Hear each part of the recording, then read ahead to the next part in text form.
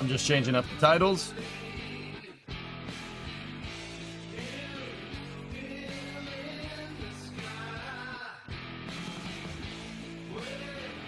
Lunar rovers should have limited slip transfer cases. I mean...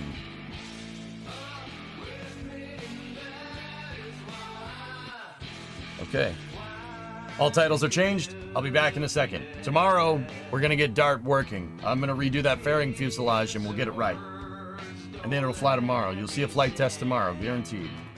I'll be back momentarily.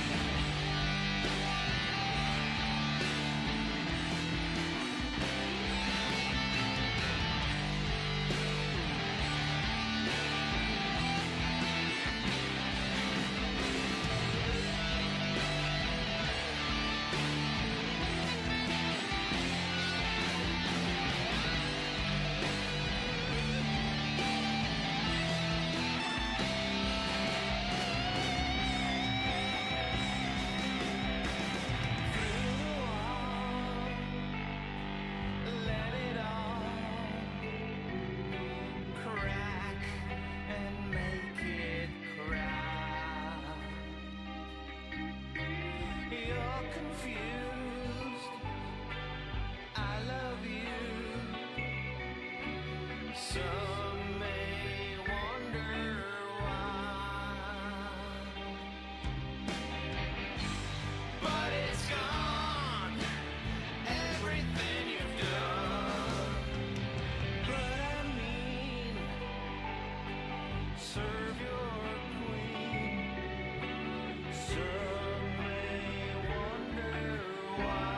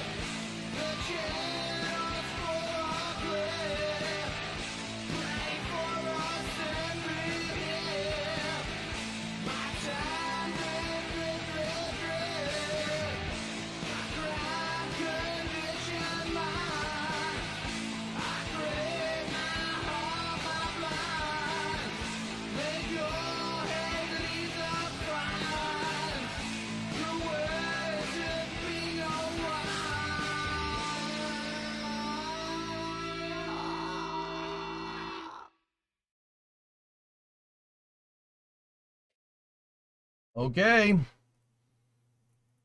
How's everybody doing? Welcome to the Eric Johnson Space and Rocket Review. You two girls, tell your friends. The Eric Johnson Space and Rocket Review. One night only. Every night. If it's only one night, it's every night. 60% of the time, you get space news every time. That doesn't even make sense.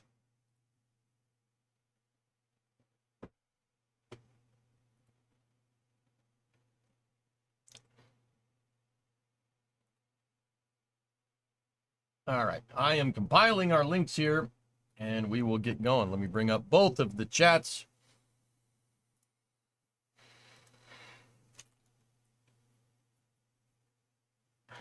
All right. Let me just browse through.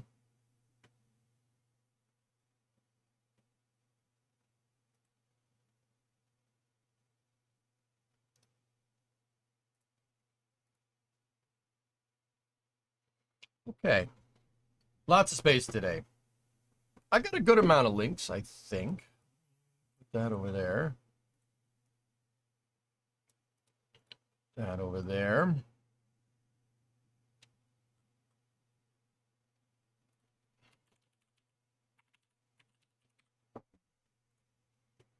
Uh, uh, uh. Mm, mm, mm.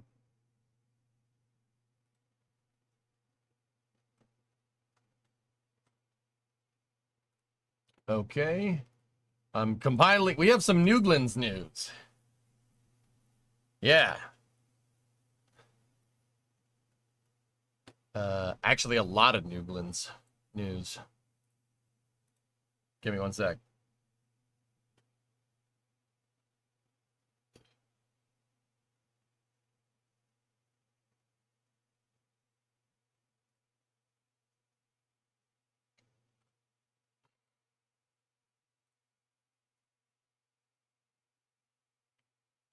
Yeah, there's a lot of Newglands news. Give me one moment. That's what I wanted. Okay, I'm just organizing that. Okay, that belongs there. That goes over there. We got Rocket Lab stuff. We got Harry. Dude, there's a lot of Blue Origin news. But there's a lot of good SpaceX stuff, too. I mean, there always is.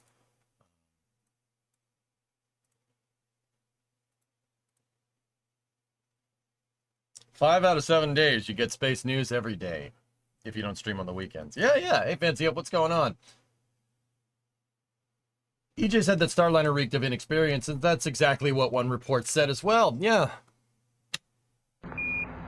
Weird. Oh, God. Not you. The Eagle has landed. It's time for SPAC. Strap on your safety buckles.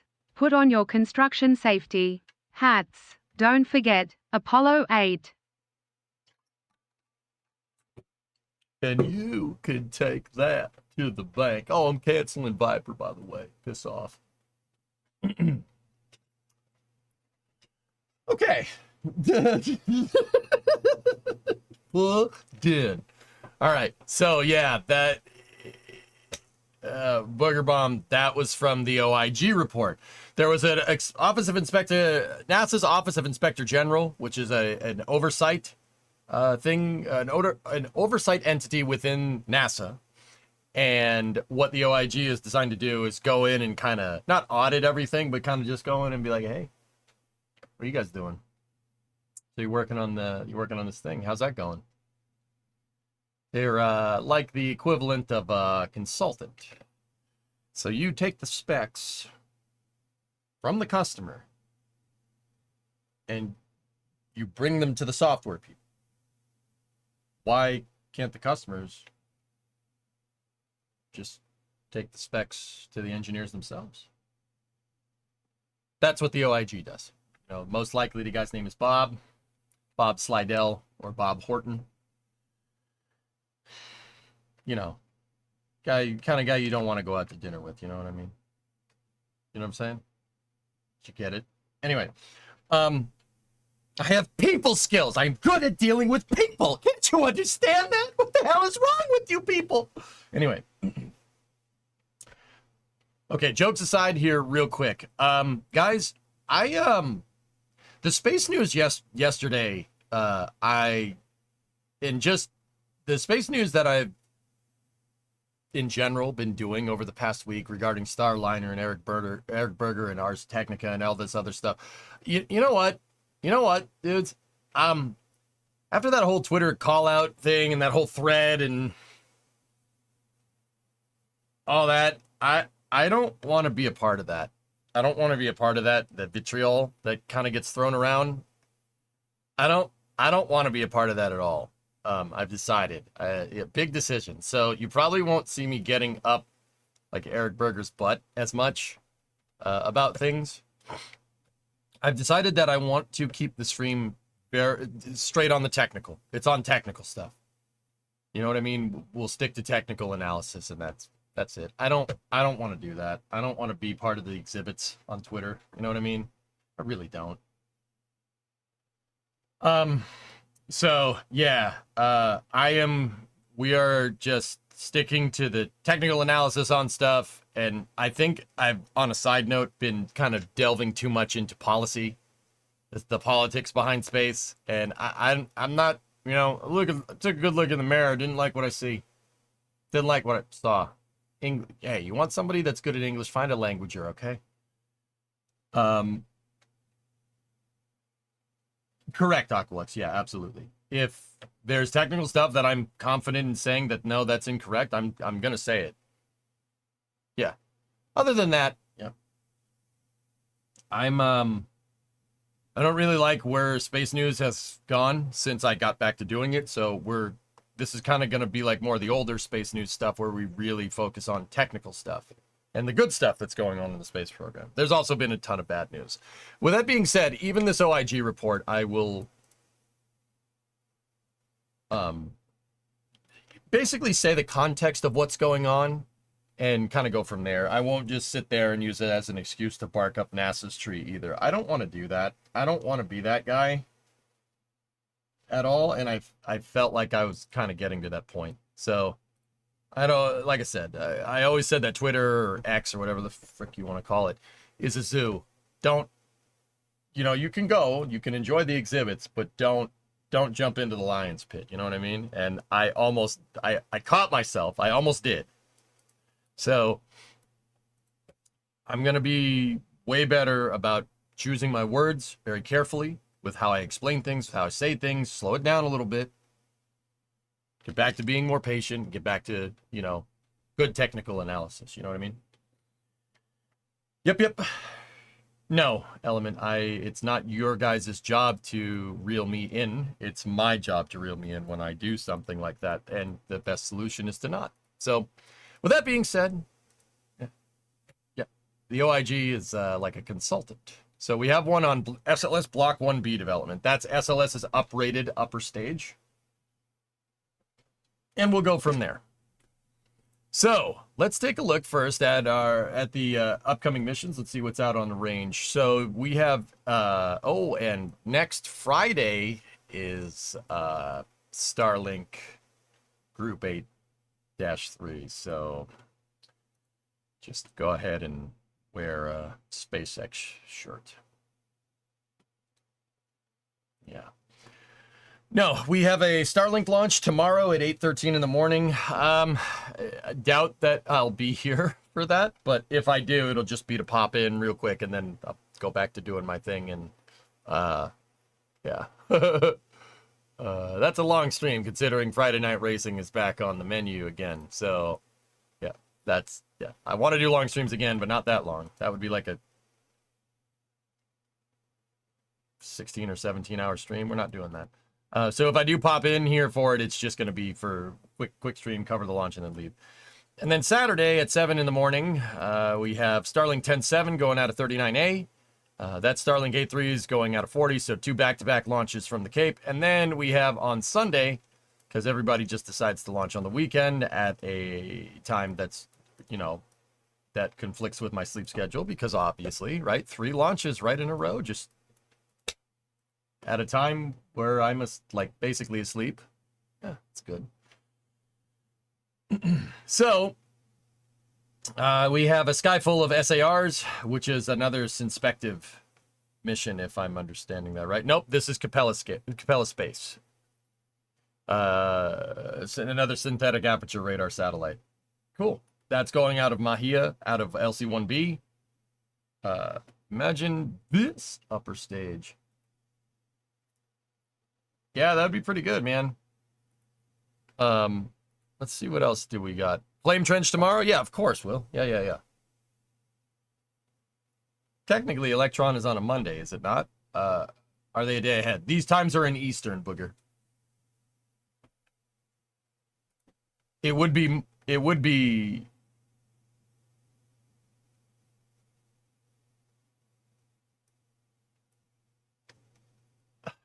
late Sunday night, early into Monday morning. Late Sunday night for New Zealand launch time. Do you really need 2 J2s? It depends on what you're trying to do. Okay, so that's your outgoing missions. We have a lot of Blue Origin news. We just need to clone EJ. I mean, I do stream a lot, guys. I do stream a lot. You guys don't know. Maybe I have an identical twin.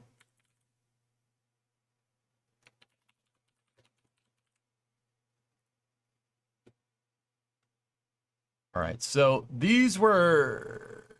we kind of touched base on these things, but I thought it would be cool to show it again. I did it really, really quick because we had a weird space news schedule because of that press conference yesterday. So, Blue Origin's new CEO is a guy by the name of Dave Limp.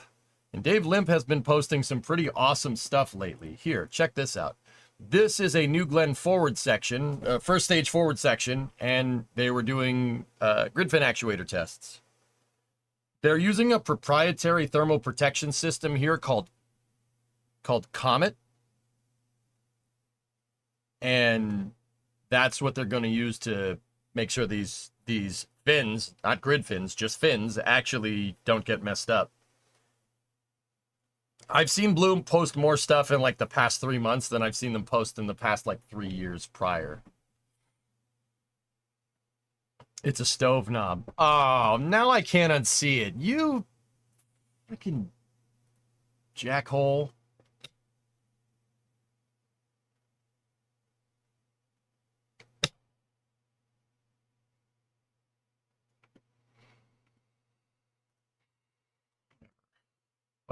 Whatever. But that's them doing tests. We saw them roll this out the other day, guys. And I was telling you, this is flight hardware. It's flight hardware. It actually works. It's not a mock-up or anything. The reason, when we saw this thing roll out the other day, you could tell any space hardware that's like flight hardware or something that's a very high fidelity test article. So basically a model of the real thing, like that's designed to do what the real thing is designed to do. You usually see stuff taped off. So with this, we saw stuff taped off when they moved it out, but see these tubes right here? Tubes! Tube. You see those tubes right there? Those tubes are HVAC systems that are pumping purified air, clean air inside of this thing. The idea is that it's creating positive pressure, so no like dust or contaminants get inside. That's a pretty damn good indicator that this is flight hardware. Also this part right here, like, see, watch, it'll just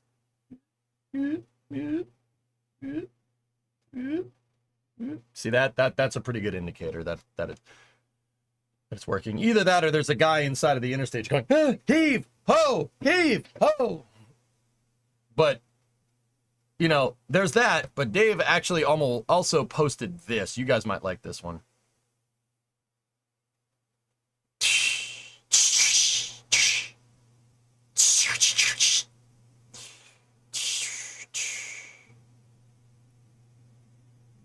Are they planning to land this thing vertically like SpaceX? Oh yeah. What's our scale reference? Look at the generator cart right there. That's a trailer That's a trailer generator with a fold-up light. Dude, this thing is huge. Don't worry. I got more pictures that you guys will like. In the background, though. Huh? Discovery. Oh, yeah. Go and throttle up. Yeah, there's not really any good way to really get that. Gridless fins are 16 feet long. All right, so 95L. Thanks for the 54 months. You can see a PTZ camera on the left. Oh, yeah. Look at the tripod down there, dude. That thing looks like a micro machine compared to this thing. I mean, 7 meters wide. That's 24, 25 feet. Actually, it's closer to 24. That's big. That's a big first stage. Now, here, you want some better things for scale? Check this out. Blue has a Pathfinder, a New Glenn Pathfinder, which is a 1-to-1 sized, non-functional, but a 1-to-1 size version of their first stage. Aqualex, you want scale. And they posted this today. They brought it down to Port Canaveral. They got to test out their recovery equipment, namely the crane and the breakover fixture, which is what this thing looks like with the claws. That's the claws. Demonstrated the process of transitioning New Glenn's first stage from vertical to horizontal using our 200-foot tall simulator. The operation validated our tooling and procedures for recovering our first stage from the landing vessel, bringing us another step closer to our first launch. You want scale, look at this thing.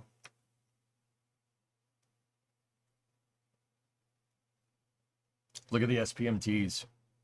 Look at the railings on the breakover fixture. That is a unit of a freaking launch vehicle. What is the first launch estimate?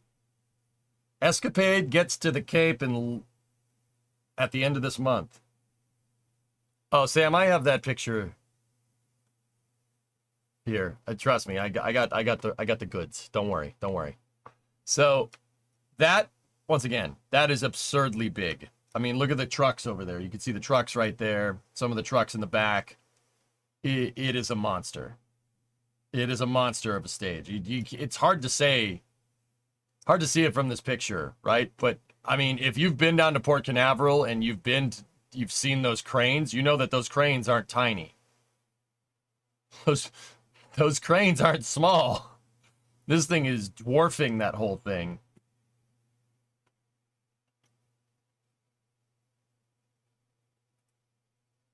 What? That picture came in? Or that picture? So this is coming from Max Evans over at NASA Spaceflight. You want another little bit of reference? There's a Falcon 9 right there. There's a Falcon 9 on the processing stool. One that has flown into space. Look at New Glenn's over there.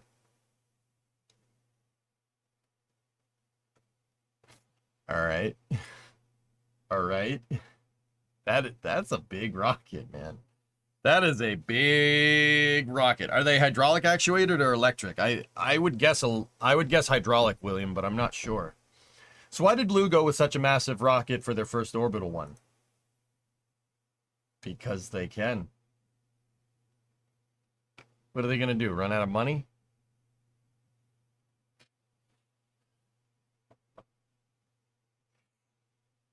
Are they built for RTLS?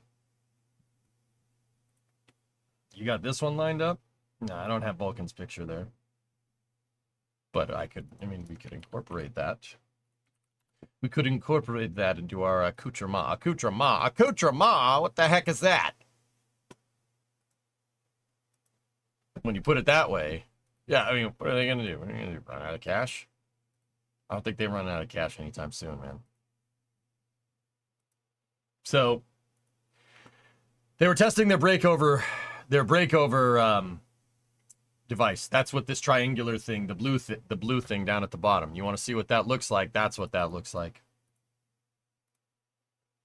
The breakover fixture is a way to take the spent booster, or the reused boost, or the landed booster, and take it horizontal so it could be transported back for future use.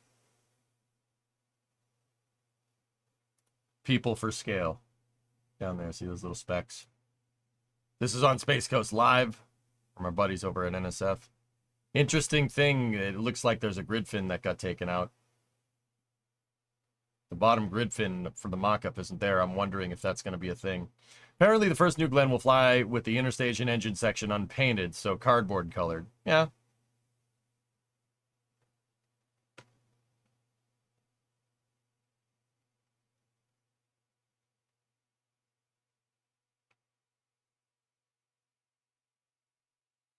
What was that building in the background at on the horizon in the first picture? That's the solid rocket motor payload integrate, or the Titan 3 ITL payload integration facility and the solid rocket motor assembly facility.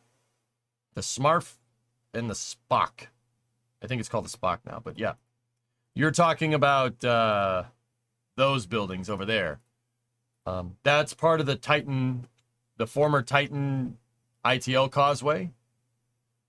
So that's the payload integration facility. That's the Spock. That's where Vulcan ULA is actually redoing that building and making it taller so they can fit stacked rockets in there, or so they could build stacked rockets in there.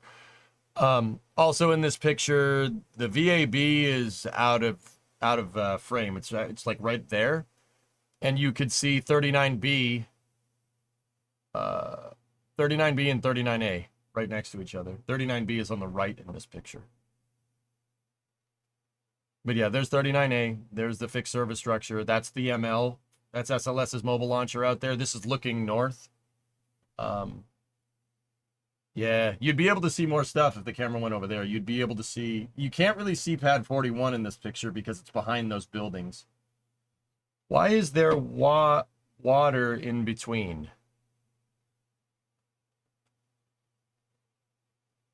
Because God put it there? I don't... Can I ask a space infrastructure question? Sure. So this is part of the Banana River. The Banana River is... It's a pretty big river. Tom Brady put it there?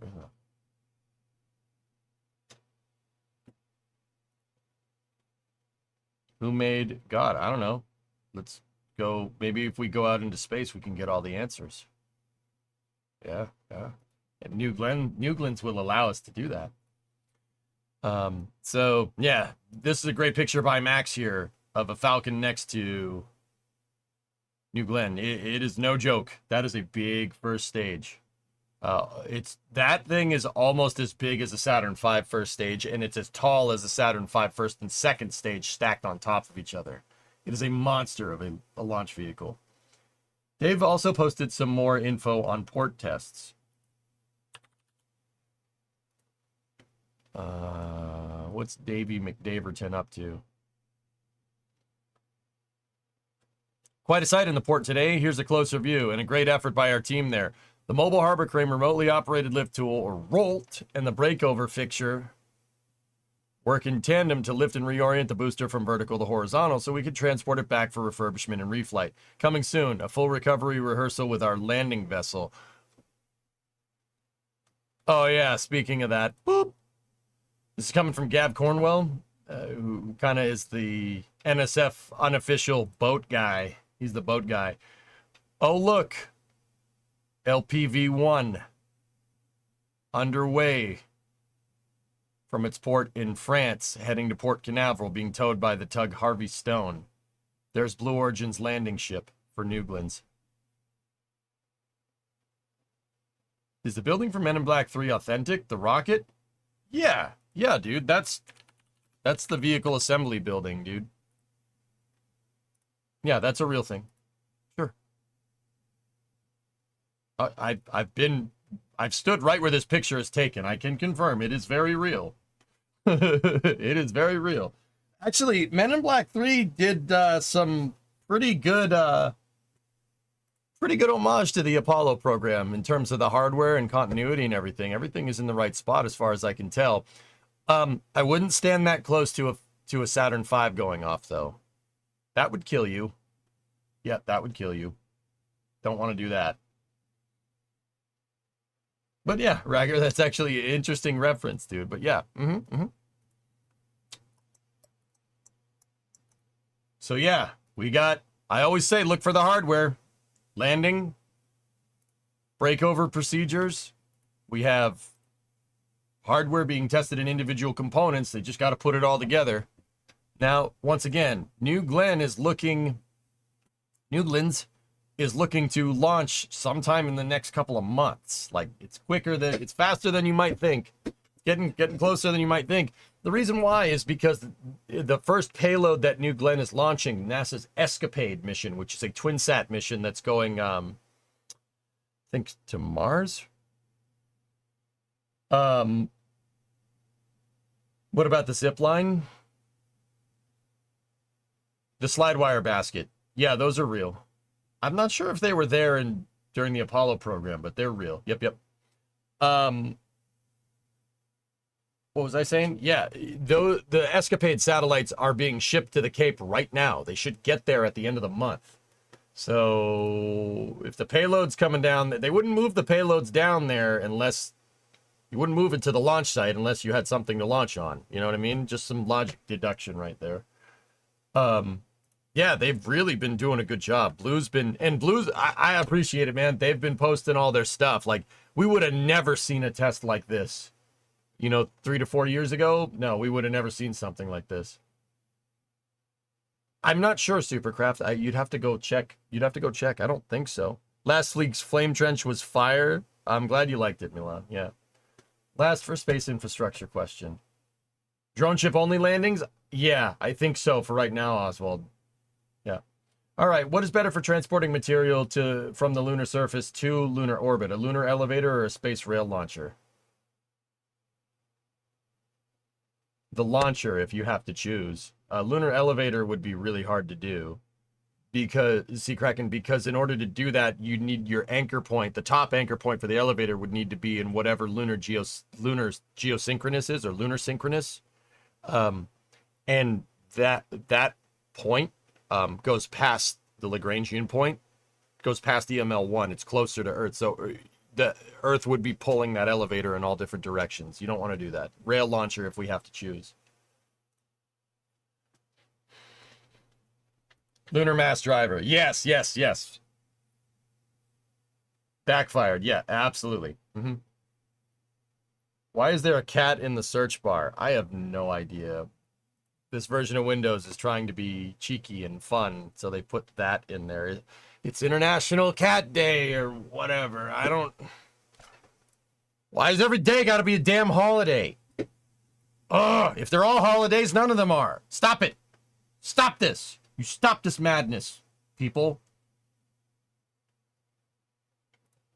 Anyway, so a lot of moves by New Glenn here. This one is coming from Derek Newsom, that's Vulcan in chat. He's a regular around here. He posted a picture of a New Glenn second stage outside the Blue Origin factory this morning with a convoy assembled around it. That's also taped off. Ah, that guy, yeah. Yeah, that's New Glenn's second stage.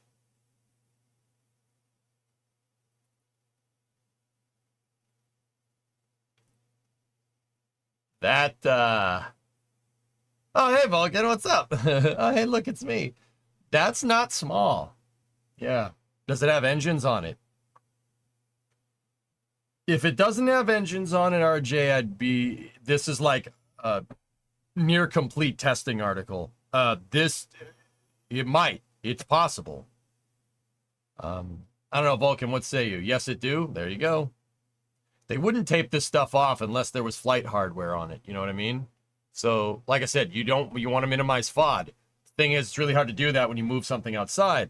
That's why if you look at, like I said, if you look at these tests, there's HVAC all over the place because they can't test this inside. They're not going to test outgassing the RCS indoors. That's probably not smart. So, see, all this is pumping positive pressure in there. It's pumping air in there, and the air is trying to escape, and that makes it so nothing goes in. I very much guarantee you that that's the same case is going on here with its transport vehicle. It probably has some kind of HVAC. Hold on, let me get the link for you. Right? It's like Andy Warhol made supersized cans in his Second Life. Oh God, it does look.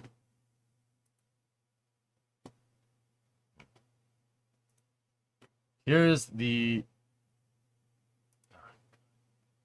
Oh, okay. Here's a post from Dave Limp. Dave Limp. Dave Limp. Dave Limp.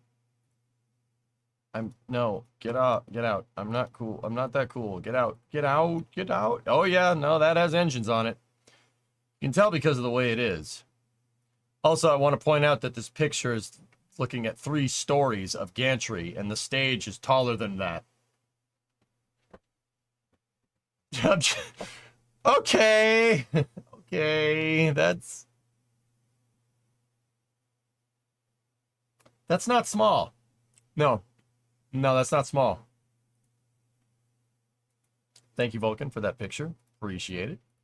So, yeah, we have the landing platform vessel. We have the second stage. They're testing the breakover fixtures, and they're testing pieces of the first stage. So, guys, I'll be honest with you.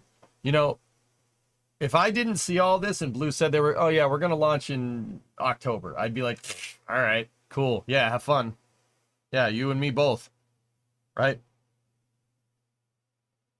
Thanks, Vulcan. Very cool. If they weren't showing all these tests and stuff, I would be very skeptical that that's going to happen. But honestly, it's what I always say. Hardware speaks volumes, right?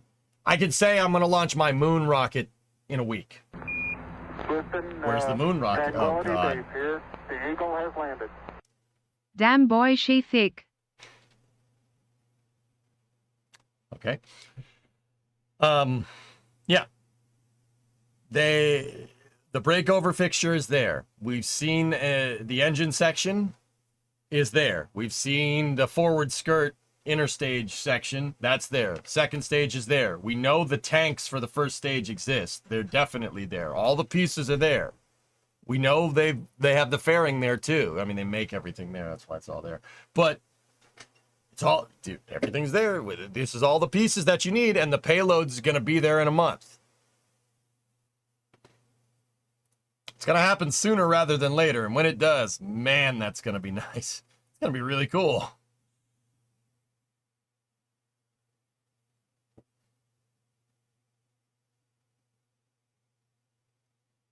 Speaking of that, Harry Stranger had this tweet. Harry's the guy that likes to look at stuff on Earth.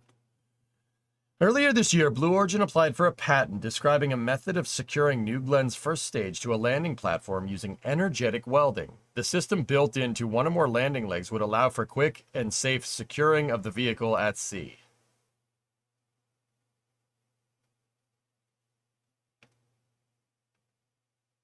Huh.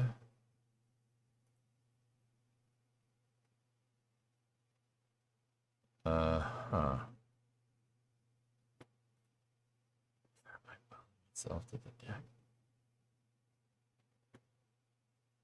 Okay.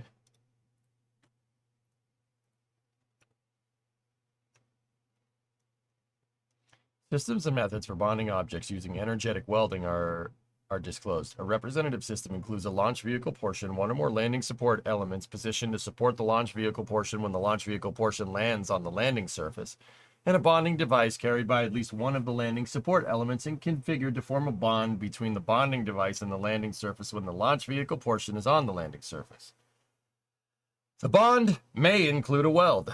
A further representative system includes a bonding device with an energetic material and an anchor element, wherein activating the energetic material deforms the anchor element into a landing surface to form a weld between the bonding device and the landing surface. A representative method includes automatically bonding a portion of the launch vehicle to the landing surface in response for a landing. Okay. I guess it just thermite welds itself. Yeah, the landing legs have little bits of thermite in them.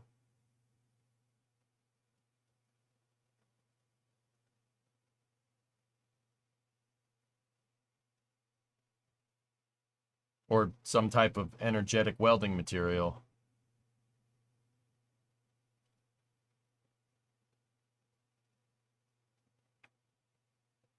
It's the hold downs for the barge so it doesn't fall off. Yep. I'm, you know what, dude? I'm not one to say that I know better or I know worse.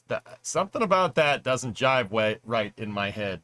But whatever. Hey, they know more about this than I do, you know? Like, okay. Yeah, hey, I mean, to be honest with you guys, I don't think they would be patenting this, right? Like, you know, 2 to 3 months before they go to launch. This is probably something that would have been patented a long time ago. So maybe this is something for a future version, and perhaps they have a different stowing mechanism now. The engine is going to light it when it's about to hit the deck. That's that's a thing. Filed December of last year was on the page.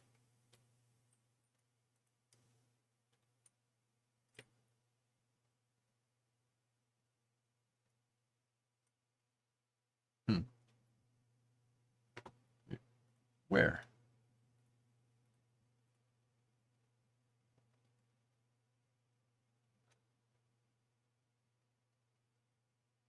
Patent pending for October.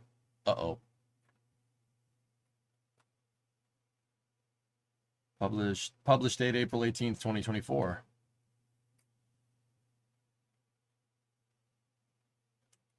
Discovery, Hey, Ren, go at throttle up. 112-month resub. I really like what you're showing me right now. Filed on the left, December 28th, 2023. Maybe they do. Maybe they do. Maybe they will do it. We'll see. You'll definitely know, because sparks, it'll look like the landing legs spot welded themselves to the deck of the drone ship. Which is pretty cool. It's pretty cool. It's pretty neat.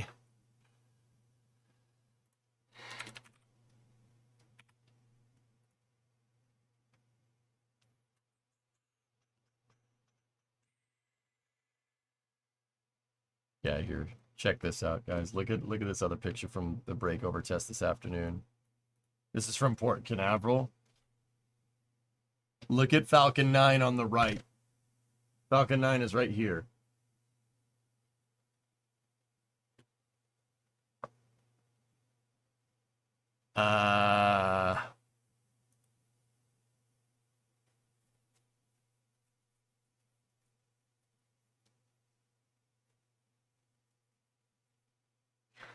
That actually, this is why I showed you. I saw this, that this picture actually is, yeah,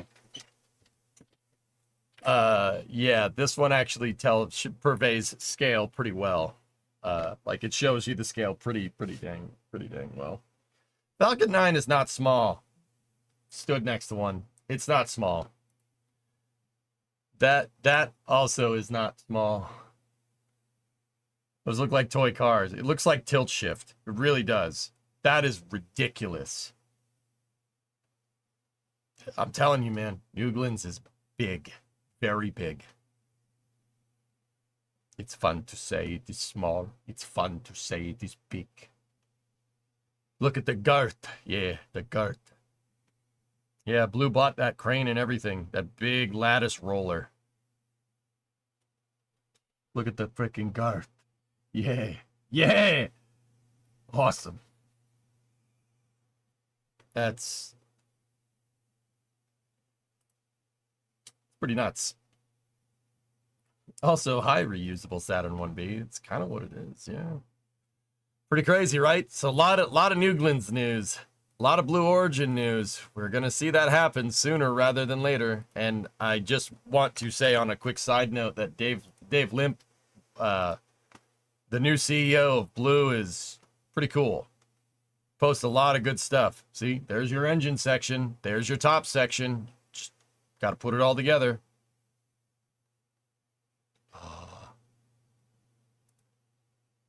I mean, this is from back in June, but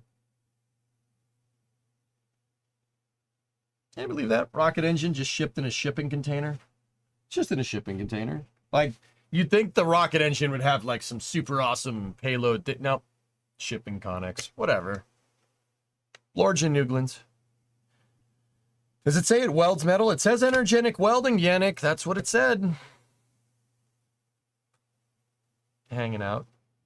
He's just hanging out. That was in 2008.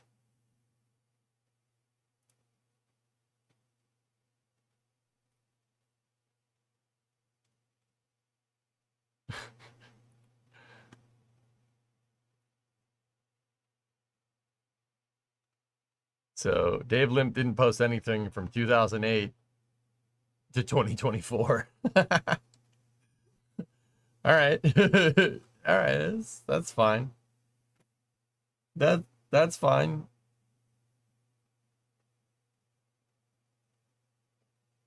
I'm not gonna lie, Jeff made a great decision to bring Dave Limp on board. Yeah. Seems like the dude knows what he's doing. I don't know anything about this guy, to be honest with you. Maybe we should. What's the dude's resume?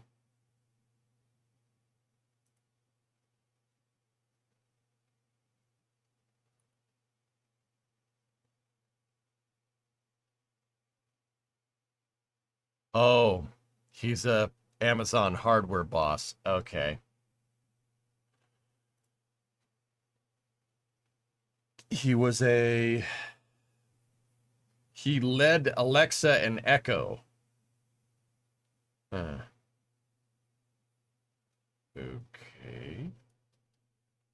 That guy made Alexa. Okay. Yeah, that Phil, okay.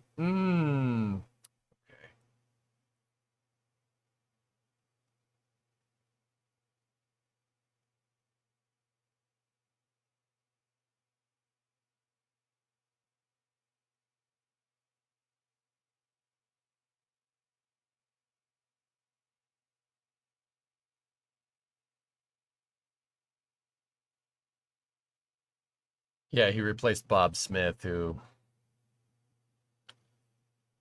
Yep.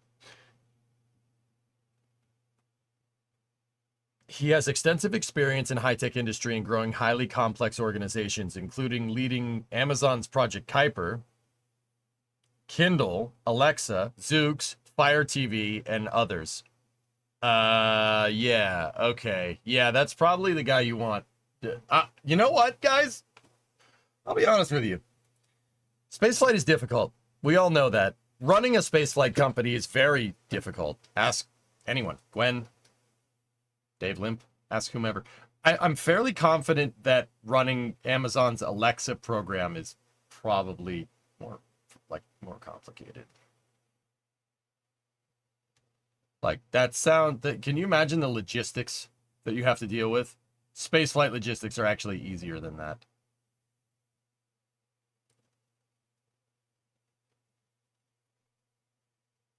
Your Fire Stick broke after a year? Yeah, well, frick that guy then. Jeez. Yeah, that's pretty neat. That's pretty good. So yeah, Blue's making a lot of moves, and yeah, the new CEO seems to be doing quite well. So here, check this out. Let's shift gears a little bit. Shift gears. We have Archimedes. The Archimedes hot fire at 102% power. This is coming from Rocket Lab. Archimedes is their next generation engine that they're going to use on their Neutron rocket. We didn't get any video, but 102% rated. That's, yeah. I'd have to see a video of it firing, but it looks pretty good from here. Burp. That looks pretty good. If I do say yes myself, yes. Yeah, nice. Cool. Rocket Lab doing work, man. Now, Starship stuff. SpaceX posted this a couple hours ago. Actually, about an hour ago. Flight 5, Starship Super Heavy are ready to fly pending regulatory approval. Additional booster catch testing and Flight 6 vehicle testing is planned while we wait for clearance. Wait a minute. Wait a minute. I already have that open right here. Additional booster catching testing. I'm very curious what that is. And Flight 6 vehicle testing is planned while waiting for clearance to fly. Flight 6 vehicle testing is planned while waiting for... Okay. Okay.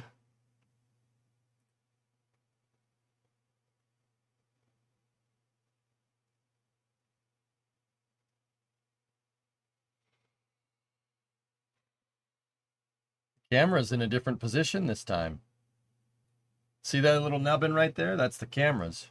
The camera before was back here looking this way. Now it's up there looking that way. Huh. Interesting.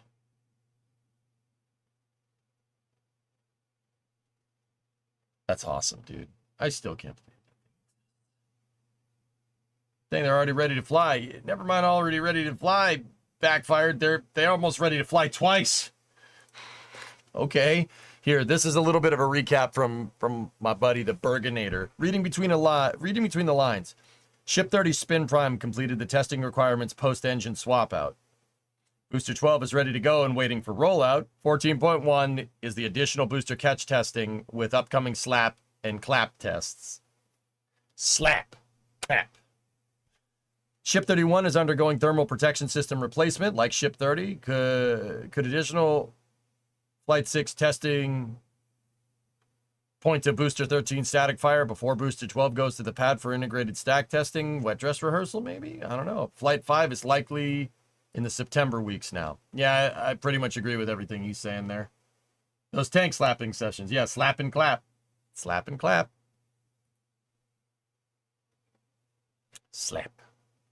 OMG. Slap. So this is a shot of a Starship at Massey's. The build site is over there. Sanchez is in front of that, and the launch site with the two towers out in the distance. That's pretty neat. That's pretty neat. It's pretty good. Here, let's go up here, and I'll see if there's an NSF vid that we can watch regarding Starship updates.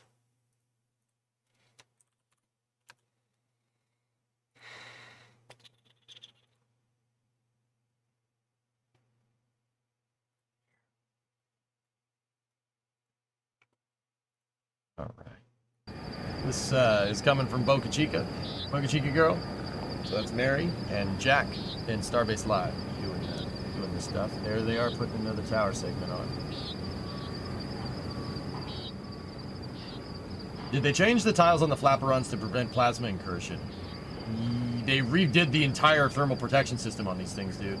Rocket Lab Quarter 2 report contains neutron updates. That link doesn't work.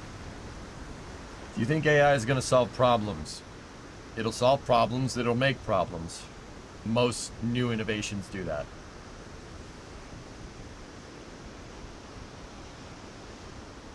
Bam, bam, bam, bam, bam, bam. Bam, bam, bam, bam, bam, ba, ba, ba, bam. Ba, ba, ba, bam. Ba, ba, ba, bam. Ba, ba, ba, bum. Ba, ba, ba, bum. Get the frick up. Ba, ba, ba, bum. Also, look at the vehicles down at the bottom there to get the... You want your scale for this picture? Look at the truck right there. See the truck under the 30? Yeah. So, New Glenn's first stage is very big. That's the same size, but wider. That's the same height. Actually, New Glenn might be a smidgen taller than this. Just a smidgen. That's the second stage.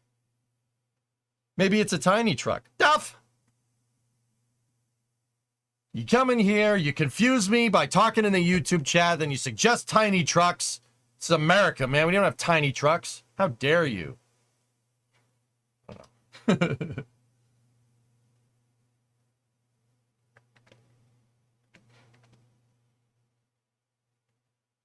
What is this? A truck for ants? Actually, so I think New Glen's first stage is probably like 60 meter if I had to guess. That thing right there is what, guys, like 55 meters, so it's not as tall as the first stage, but it almost is.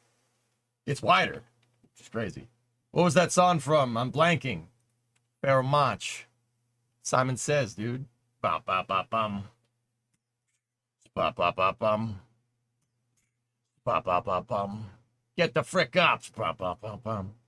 Simon Says, get the frick up. Throw your hands to the sky. Blah, blah, blah, blah, blah, blah, blah, blah. No? All right. Cruises in the backs. Yak, y'all, what's up? Bum, bum, bum, bum. Starship, flap your wings. Yeah. Yeah, I said it. Flap your wings.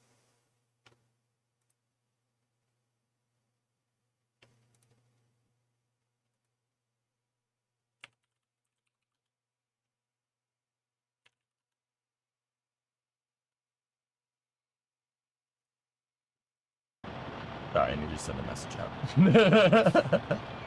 Dude, that is an absolute unit. That is a unit. Look at that damn thing. Bum, bum, bum. I wish we had tiny trucks. I like all trucks. Okay, I am a connoisseur of all trucks.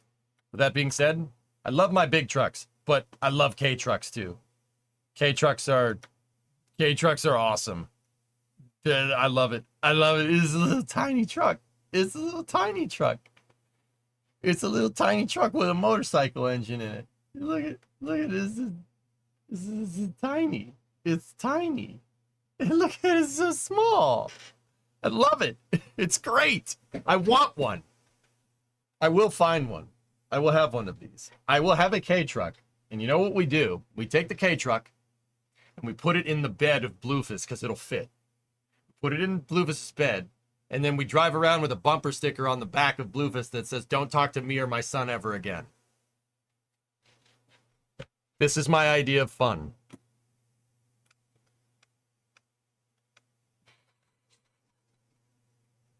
What? What? Stop looking at me like that.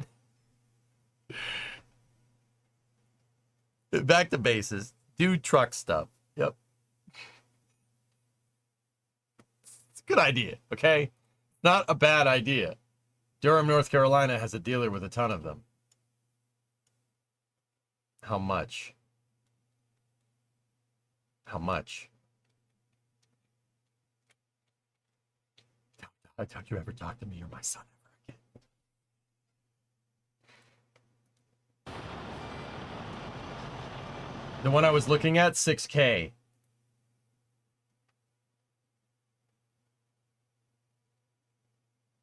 Hey, you guys remember that Aerostar all-wheel drive thing that I was talking about? Hayabusa K truck? It's not a bad idea. Do not buy the one I want! Alright, fine. Can you get a K truck with left-hand drive? No, they don't sell them here, Paul. It's not safe.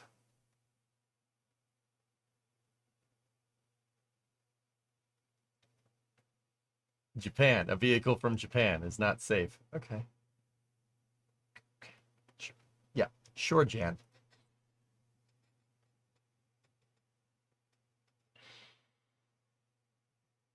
But motorcycles are a thing. Yep.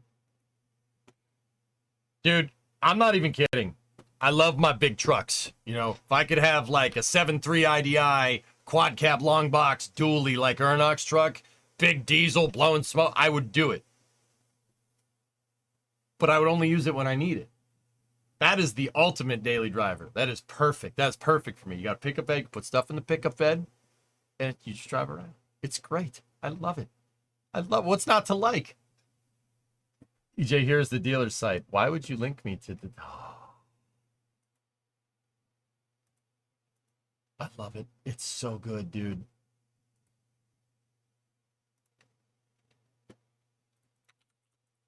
Okay, quick detour. It's a old school Space News streams are back when we start taking a quick detour and looking at trucks. Hewitt, Scrum, Hewitt, or Hijet, excuse me. Daihatsu Hijet, yes. Look at this one. Look, it's got a little box on the back. It's got a little box on the back. It's a dump truck. No freaking way. It's a little dump truck. Look at it, it's so tiny. Will you fit inside of it? Ironically, yes. It's so small. Look at it, it's so tiny. Oh. Oh.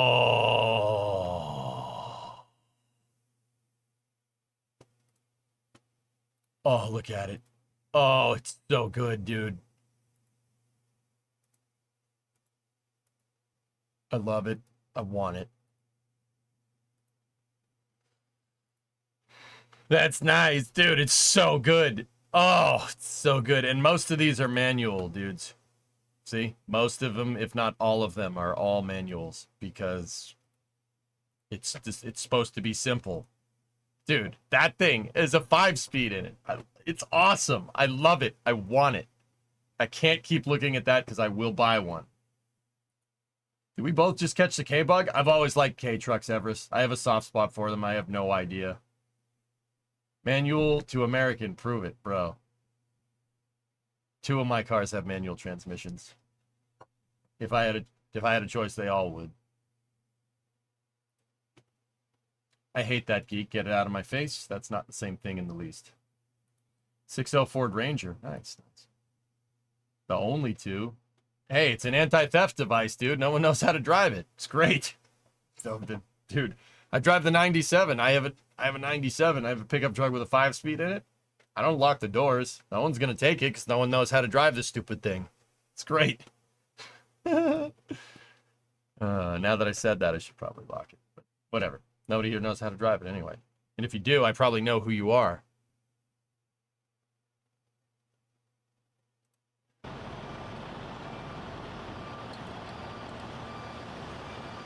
Duff, do I think the booster catch will work? Yeah. Yeah, I do. I think there is, what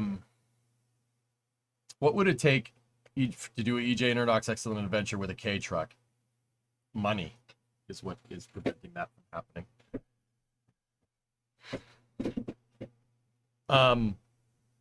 I think there is, so Duff, okay, little bit of a thing here. This is my personal opinion, okay? So this is a model that a viewer, Yum Food Please, gave me. It's a model of Super Heavy. It's an older version of Super Heavy. It doesn't have the right engine configuration, but it's good enough to get the point across. So right here on Super Heavy, between the grid pins, right there, and on the other side, right there, there are catch pins, all right? We know that those catch pins are designed to fit into a slot on the chopsticks. They use that same thing to pick it up and put it on the pad, right? I think SpaceX is, I mean, especially after Flight 4. Discovery, Hey, Everest, go are we and there drop yet? No! All right, anyway. I have a running joke with my mom that when I finish my BA in school, she'll go halvesies on a K with you. Hell yeah, dude. Hell yeah. So they use those pins and say my fingers. Look at my fingers. Look at my fingers. 2 chopsticks. All right. They use that to pick the booster up and, you know, move it over, put it down on the pad or put it down on the transporter stand, etc., etc., right? So here's the thing. We know from Flight 4 that SpaceX is, they were like basically sub-meter precision. That thing, Super Heavy on Flight 4 landed exactly where they wanted it to. It was enough that a buoy cam that was just floating in the water caught it landing. It was that accurate that a camera pointed, caught it like right in front of it coming down and landing, right? That footage is amazing, by the way. So I think that SpaceX has the hardware and the software, the guidance system is good enough to get this thing between the chopsticks. It's good enough to get it there. Dude, they're like the foremost expert on doing this. They do it almost every day with Falcon 9. Right? And no doubt Super Heavy has a guidance system that's lifted from a Falcon 9 first stage. Like, why wouldn't it be? Why wouldn't you do that? Right? So I think they can get it between the chopsticks now, and I think they will. Provided an engine doesn't pop or anything and it doesn't auto abort, right? I think if they get that thing between the chopsticks, and I really think they can, it'd be really. I'm not going to say it's going to be really easy to do, but it would probably be the easiest for SpaceX considering their long landing history. I think it will. If it misses a pin, I think the chopsticks will grab the grid fins. I think they'll snag the grid fins. Now, are the grid fins good enough to hold the booster up or to be caught on? No, probably not. But in this particular scenario, I think SpaceX is going to use that as kind of it's a safety, an inadvertent kind of safety here. If it misses a pin and it catches one pin and gets snagged on the grid fin, right? These grid fins, the aerodynamic load that's induced on these grid fins when the booster's coming down and going into the lower parts of the atmosphere, that exceeds the static, the force that gets put on that exceeds the force of gravity pushing on the mass of the booster. So the weight, right? So the aerodynamic drag that's induced on this, it puts a force on it. It's an upward pushing force. It's the same force. Use the force. So SpaceX is going to use the force of the grid fins. Anyway, basically, if the grid fins are strong enough to be able to steer this thing back and forth, right, and not just bend off completely, right, they are absolutely strong enough to hold this thing up. Now, here's the thing. Do I think they're going to do that? Like, do I think that's going to be like their thing to do? No. I think the grid fins are there in an oh frick scenario, which is most likely going to happen. If they catch both the pins and snag this thing perfectly on the first try, I'll be amazed. It's that last bit where rockets are very aerodynamically unstable. Like they can get that thing precise, right? But seriously, I'm talking like the last 2 to 3 seconds of burn when the aero surfaces on this thing aren't strong enough to steer it because you're not going fast enough to get them to work, right? A plane needs to go down a runway and take off for the wings to get airspeed over them. There's no airspeed over the grid fins. You can't use that. And then you have your ullage vent / thruster RCS on Super Heavy. That's only going to get you so far, right? And I think that could be dialed in over time, right? It is RCS and it'll help, but that's only going to, I mean, dude, the booster's like 300 tons dry or something. It's ridiculous. It's only going to get you so far, right? So I think, if they miss a pin, they'll snag the grid fins with the chopsticks. Now, is that booster going to be reused? No, probably not. Heck, they could snag both pins, and I don't think they'd reuse it because the super heavy design has changed so much. Even from booster to booster, there's so many changes per Elon, right? So I think they'll snag a grid fin, but it'll most likely destroy this whole top section. This whole top section will be completely screwed. Now, the whole top section will be completely screwed, but you don't have your 300-ton booster landing on your multi-billion-dollar launch pad, and the only operational launch pad that you have right now, right? That's why I think SpaceX is so gung-ho about doing this. Because, people are like, oh, what if it misses, and what if it hits the pad? I'd only really be worried about that over the last couple of seconds, because if Super Heavy is following a profile that's similar to Falcon 9, it can basically abort and crash into the ground near the pad or crash into the water. And God forbid, that would suck. It'd be a hell of a cleanup, right? It'll only do that. It has an abort contingency, basically, where you don't have to worry about it hitting the pad. Basically, all the way up to like the final couple of seconds in that period of aerodynamic instability, right?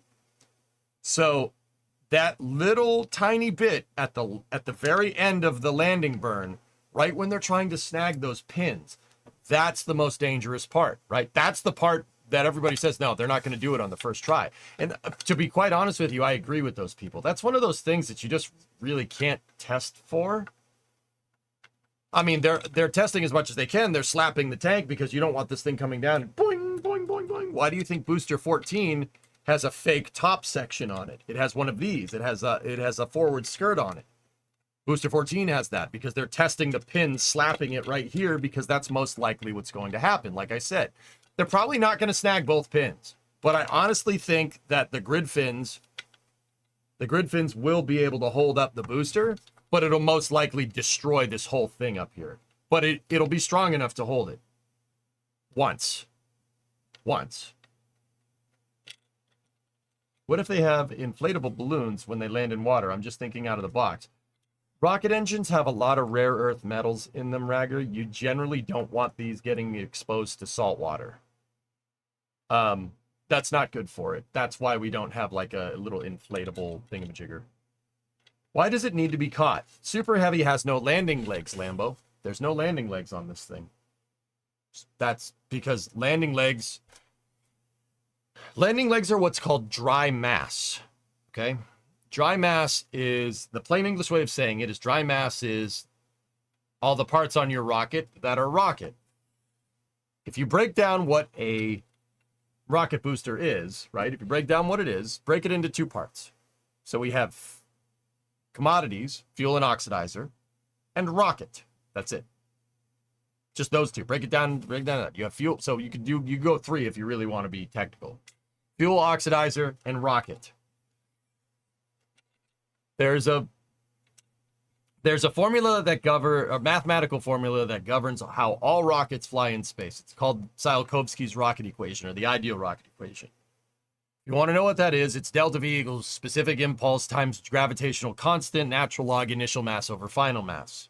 It's probably the simplest rocket formula around.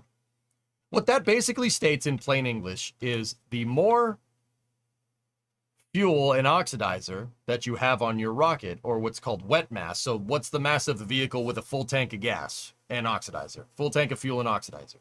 Versus the dry mass. The mass of the rocket with nothing in it. Right? The more fuel and oxidizer you have on your rocket and the less rocket that you have on your rocket, the further your rocket can go. Or in this particular case, on a first stage, the more payload capacity you have. You can afford to make a bigger starship if you don't have landing legs on here. So SpaceX, a long time ago, came up with the, well, not a long time ago, a little while ago, they came up with the idea of having the launch pad build the rocket and also receive the rocket when it comes back down, so you don't have to worry about that. And when it catches it, it can just take it and set it right back on the pad, ready to fly again. Theoretically, if they can do it, and they got to prove that catch, and that's what Flight 5, that's why Flight 5 is going to be nuts. If they could prove it out and actually do that and get a booster back, even one with a slightly destroyed cap like this, like what I'm saying, it'll damage itself if it lands on the grid fins, but it'll still hold it up. Having an intact booster, close, like almost be able to be fully reused, is better than having this booster miss the thing completely and crash into the ground and blow up. It's really good data getting your hardware back, right? It's really easy to see what happened to it when you get it back. You needn't look no further than Starliner, what happens when you're in a scenario where you can't get your hardware back and you have to try to understand how your hardware is working when you can't touch it and you're not getting it back. Makes it a little difficult, right? But yeah, I think the grid fins will snag it, Duff. I think they will. It'll probably break it. But a partially damaged booster that's still there back on the pad after flying to space and back is better than having the booster in 1,000 pieces on the ground. Better data. And you'd learn a ton from that.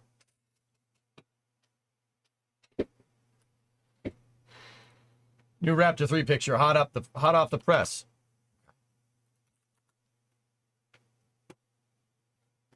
Oh.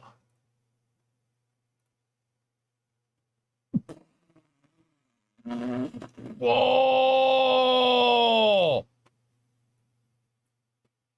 Oh! Oh! Whoa!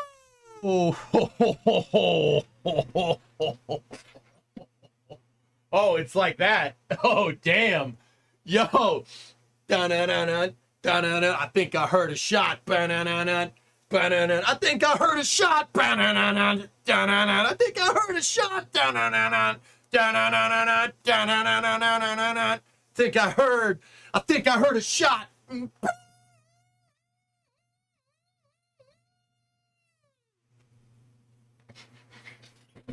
That's bad.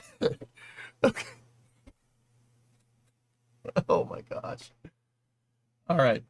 So that's Gwen Shotwell. Gwen Shotwell is the lady that runs SpaceX. Elon's the chief engineer. She's the president and chief operating officer of SpaceX. Elon is not the president of SpaceX. He's the, I mean, whatever the Discovery, go at throttle up. CEO, I guess.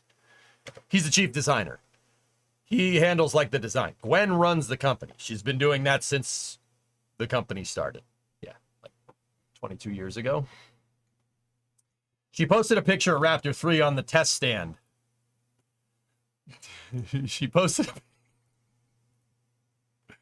a picture of Raptor 3 on the test stand saying it's not bad for a partially assembled engine. She's showing it firing. It's obviously not partially assembled. The idea here is that the CEO of another company, a guy that I actually like a lot, I think he's a good dude, his name's Tory Bruno, he said Raptor looks great, but they don't need to downplay it. We understand it's a simple engine. Because SpaceX posted pictures of Raptor 3 without it being hooked up to a test stand.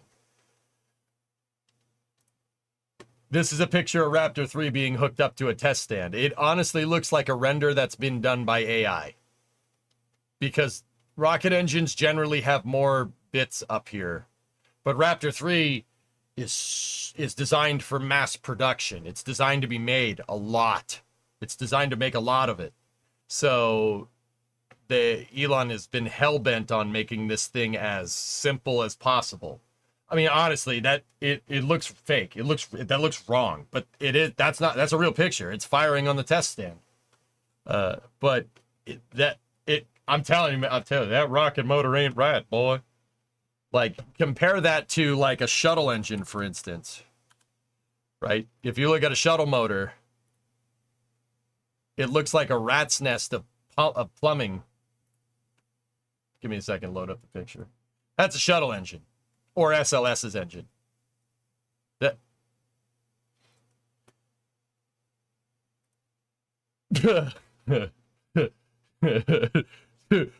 See what I'm talking about? That's why Tory Bruno is like, oh, they don't need to downplay it. It's a great motor, and they've simplified the design a lot. But he called it a partially assembled engine. So Gwen posted this saying, works pretty good for a partially assembled engine. Oh, no. I think I heard a shot.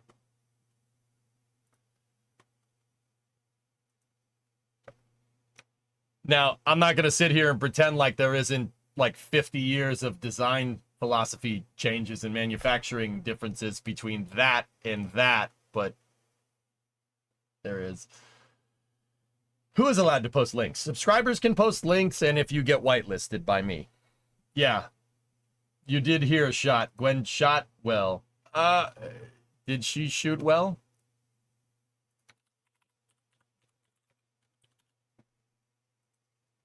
The real question is, did she shoot as well as that guy?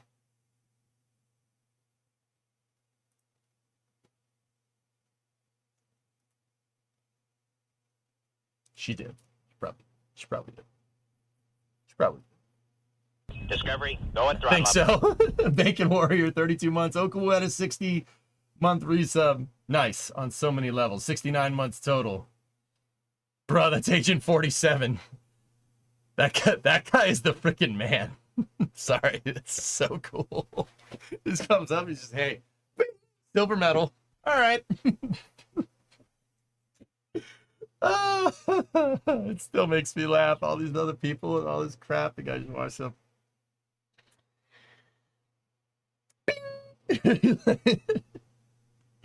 Did they set a date for Flight 5? Nothing concrete, Far Night, but it's probably first, second week in September at this point. But also, well, You know Raptor 3 works. That was very quick.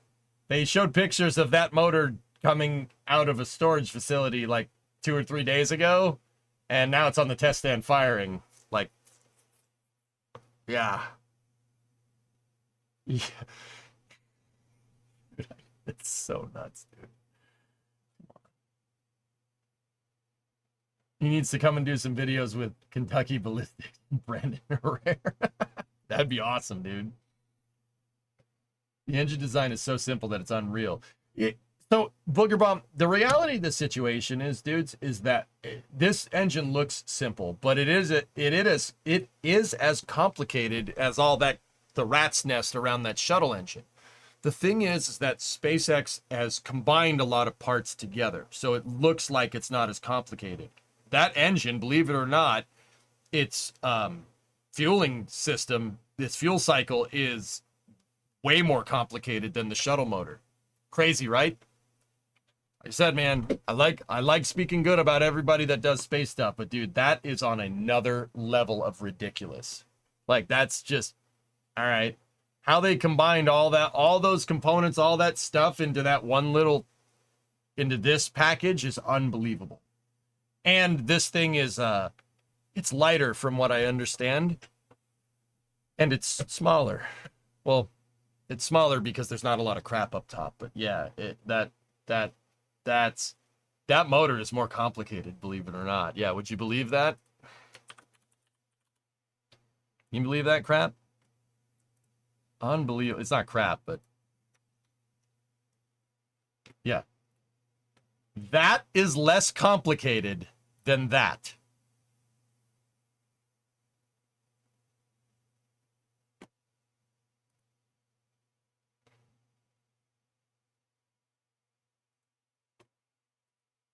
Less complicated, more complicated. Old and busted, new hotness. Old busted hotness. If you showed that to 2019 EJ, I would call that a render. Sea Kraken. Yeah, I would have said it's fake. Like, there's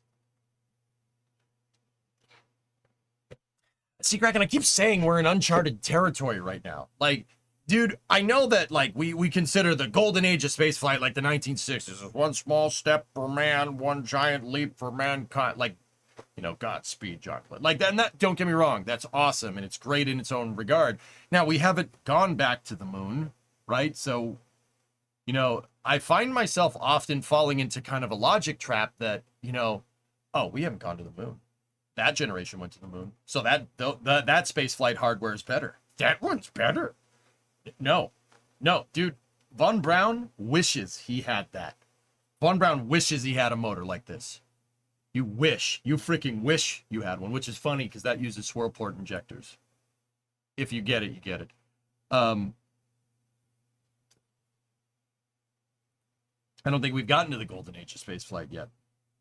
That's what I mean, Panta. I find myself falling into that trap. Dude, the Apollo engineers wish they had Falcon 9. You freaking wish you had that rocket. You wish. Bro, Falcon 9's better than, like, Saturn 1B in arguably every metric. Like, and if you kind of rope Falcon Heavy into that family of rockets, like, it's better across the board. The only thing I would want more from Falcon architecture is a wider fairing, but you can't really do that. You know? Plus, it's SpaceX Black. Oh, yeah, baby.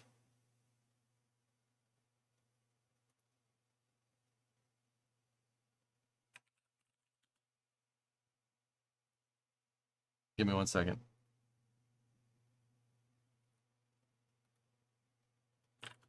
There we go.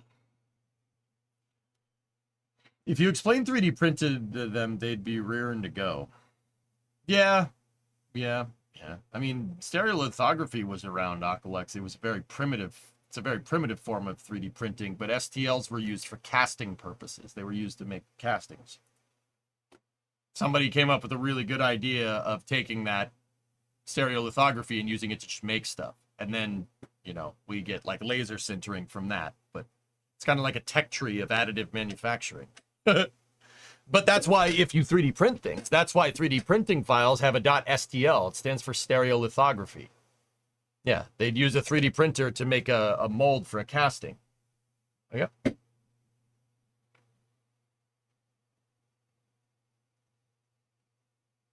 Yeah, that's what STL stands for, stereolithography. The more you know. All right. What if you put two Raptor 3s on a jet engine? You'd go fast, real quick, Duff, but you wouldn't go very far. Raptor 3s are very thirsty. Very thirsty. I mean, dude, so Raptor has fuel pumps on it. It has two. It has a oxidizer and a methane fuel pump, right? So liquid oxygen, liquid methane fuel pumps. If you swapped out those pumps and you made them move water around, right, which probably wouldn't be good for it, but say you did, and you started the pump up, right? It would drain an Olympic swimming pool in less than 30 minutes. Like, I mean, you have to figure the flow rate. Like, yeah, it could drain an Olympic. Actually, probably less than that. Now that I'm really thinking about it, like, if you hooked up the pumps from a Raptor to a hose and put that in an Olympic swimming pool, you could physically see the water level go down. Like, it's not like, oh, yeah, it's draining, and then you come back 30 minutes later and it's down here. You just see it go. Dude, rocket engines are thirsty. They're very thirsty. So, provided your plane had liquid fuel and liquid oxygen, or so provided your plane had liquid methane and liquid oxygen on it, like, just say you have like a 737 style plane, you'd go somewhere real fast, but you wouldn't go very far.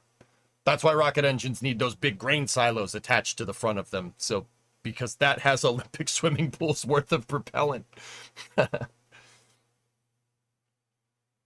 Yeah, it's crazy. So what if you put two of these on a jet? You'd go somewhere really fast, but it wouldn't be very far. But you'd get there real quick. What would happen first, flame out or the frame tearing in half from the thrust of a Raptor? All right, if you want to nerd out here for a second, if you were somehow able to avoid the shock load, because when the rocket engine turns on, it's violent. You know, you don't want to have like 20 to 1 thrust to weight, right? So, like, I don't know, fill the plane's cabin up with concrete or something. If you could somehow manage to be able to withstand the shock load of overpressure events that happen during ignition, I don't see why it wouldn't hold up. I think you'd get flame out, and most likely you'd never fly this plane again because A, you crashed into the ground, or if you were somehow able to glide back to the runway, I'm pretty sure that whole frame tearing thing that you said would probably be something that's going to happen soon. And then the door falls off or something. I don't know. I thought it was funny. Build it out of balsa wood. Oh, yeah. Let's make the fuselage something that catches on fire easy and put a rocket engine on the back. Nothing bad will happen. Nothing bad will happen. It'll be fine. Anyway, Caterpillar. Let's keep going with the video.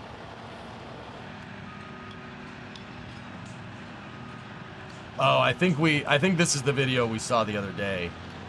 Yeah, we watched that video yesterday. I remember teaching people about rebar with this. Is there a newer one? Let me see.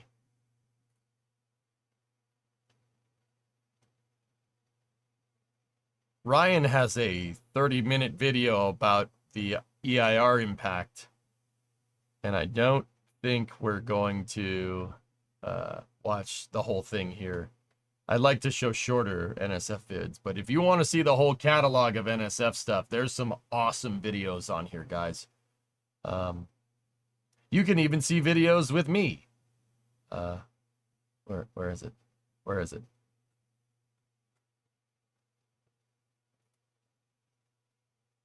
The Flame Trench.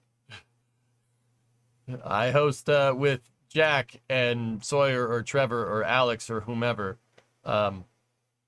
Yeah, where we basically do what we do here, only it gets a little bit more spicy because we argue about things. It's great. And that Flame Trench too. Yeah, so you can see. Go over there, hit that subscribe button, guys. The Flame Trench is a paid gig, so keep that in mind. Also, NSF's content is pretty awesome. You'd be hard pressed to find daily updates about space anywhere else with this like bandwidth of content. Also, there's the live streams. Like we could see what's going on at Starbase right now, or we could design Wix, right? Or Harbor Freight. All right. So here's a live shot from our buddies over at NSF. The big crane is down, and it's down on the little dolly thing right there. I say little, it's as big as that car. The boom of the crane is down because they're reconfiguring it. So Flame Trench tomorrow? Yep. Did you see Gwen's tweet? Oh, I did. Oh, I saw it. Yep. I wish we'd gotten Ares 1. Yeah, Sign Nerd, you and me both. Starship is going to delete airplanes? Maybe, Duff. Maybe.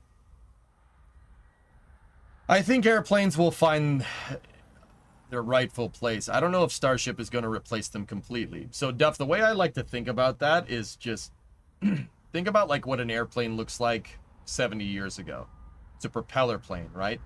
And then jets came along, right? Jets are the new hotness. Does that mean we don't have propeller planes anymore? No, they're around. They just don't do what they were doing before. They do other things instead. I think that's where we're going if Starship Point to Point takes off.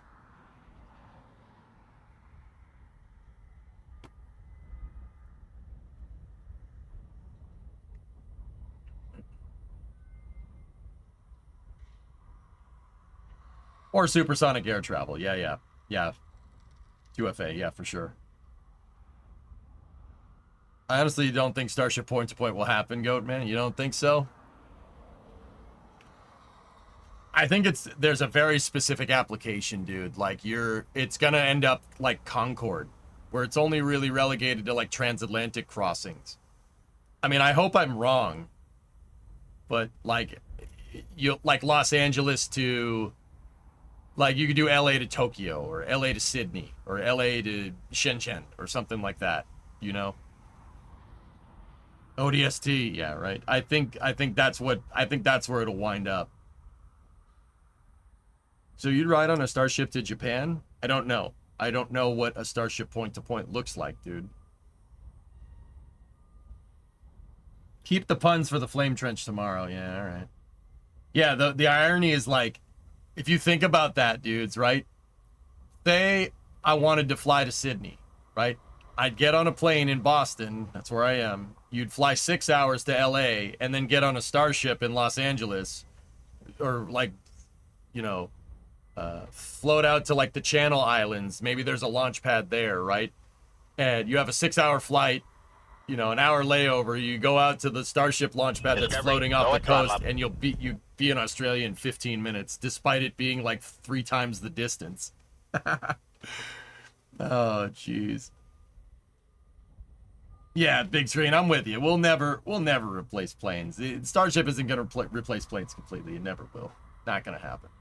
But I think it will find its place in the hierarchy of transport systems, right?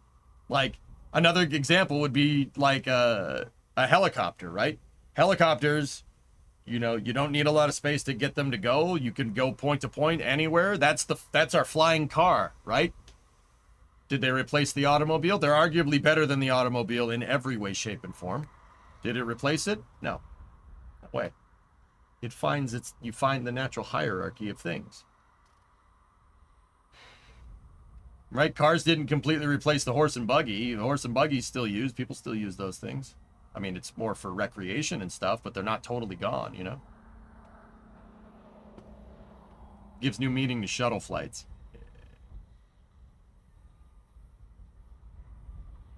You'd have to develop a whole train system to get people to a city because you'd have to be so far out with regulations. Yeah. You should actually work out how long it would take you to get from LA to Australia. LA to Australia is a 12-hour flight, if I'm remembering correctly, Geek. That's a 12 to 14-hour flight.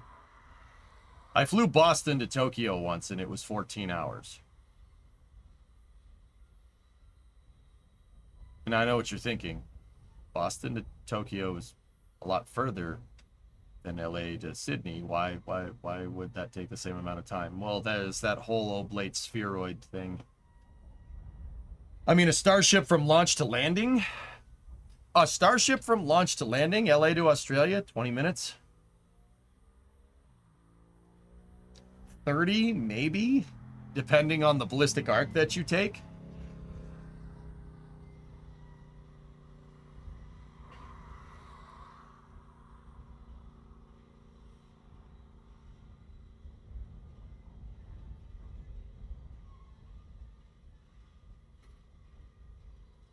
Anywho. Yeah, it's a live shot of Starbase right now. They're reconfiguring the crane for the tower. 14.1 is a backup on the test stand. There's a starship out at Massey's, and this is just another shot of the second pad that they're building. All I know is if that happens, I want a damn window seat. I'm with you, dude. I'm with you on that one. You'll get no argument from me. They advertised New York to Tokyo in like 28 minutes. Yeah, you'd have to fly on... You don't want to fly on a... For a point-to-point like that, you don't want to fly on a super high ballistic arc, because then you're going to come back down and you'll blow up your thermal protection system. You'll flex too much heat into it too fast, and it'll delaminate like what we saw on Starship Flight 4. That was a very steep re-entry trajectory for anything. Like that was a steep re-entry trajectory for a pod. But I have a theory that SpaceX is flying a steep re-entry trajectory with Starship because Starship's designed to come back from Mars. If it can't handle a slightly steeper re-entry trajectory on Earth, you ain't coming back from Mars, right? So I think they're purposely testing the snot out of that heat shield. I think they're doing that on purpose, but that's just a personal theory. I have no way of proving that.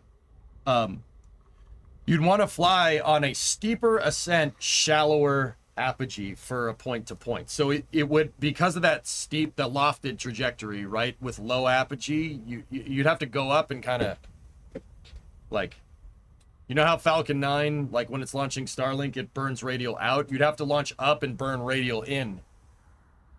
Right? You'd launch super steep, radial in, kind of like an ICBM, but kind of not. An ICBM just keeps going up, and it goes up there, and it waits. The Earth rotates underneath it, and then it comes right back down. Yeah, the idea is that it's going as fast as possible, so you can't shoot it down. That's why they do that. Nukes go way up there. It's a very steep ascent, and yeah, they basically launch almost straight up. Weird, right? Will I see you on Mars? I hope so, man. That'd be cool. But, yeah, you'd need a steep trajectory. Steep ascent, shallow apogee, if I'm understanding that right. The DoD wants it. The improvement on rapid response deliveries is so high that they're not going to let it go. U.S. Transcom, yep. They're looking at being able to plop a whole C-5's worth of cargo down anywhere within the hour. Yes, they want landings out in a field, including disaster areas. It's awesome. So good. What's that tweet originator?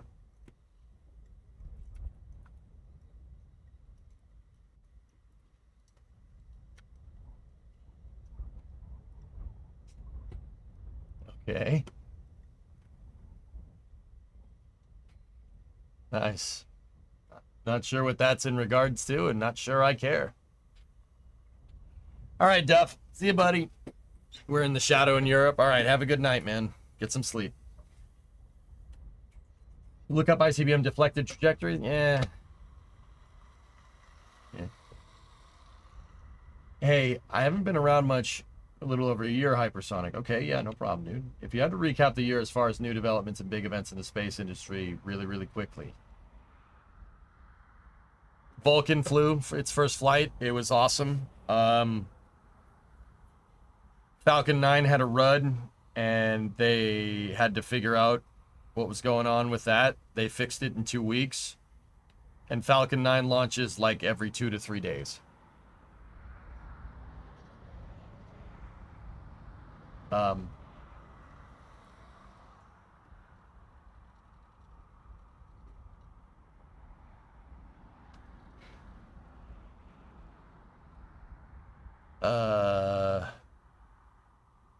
there anything else?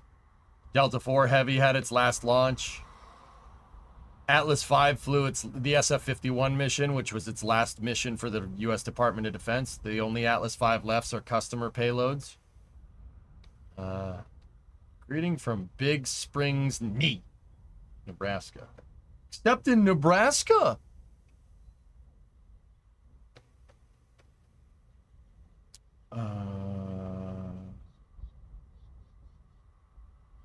I'm thinking anything else, James.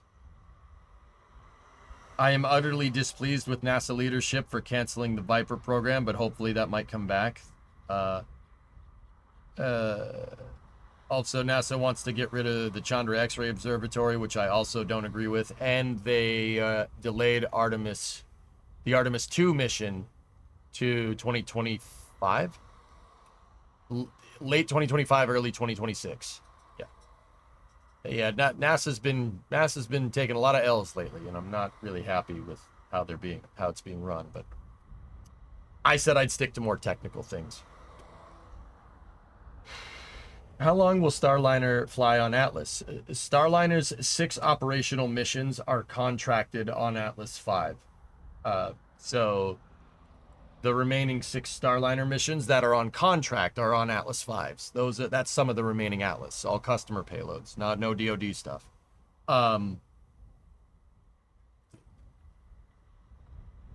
It freaking better, Grab Shark. What happened with Viper is unacceptable.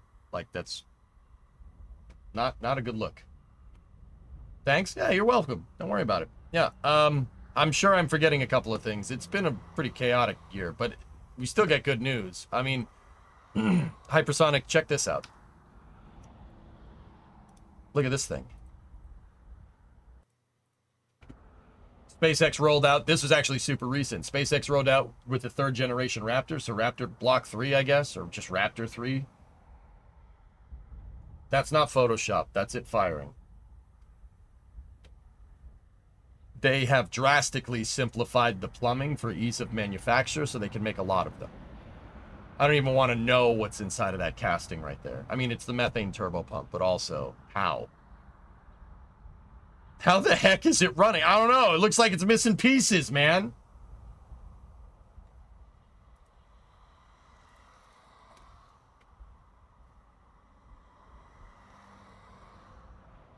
Appreciate the clarification about the installed and running Raptor 3 appearance. Ooh. Ooh.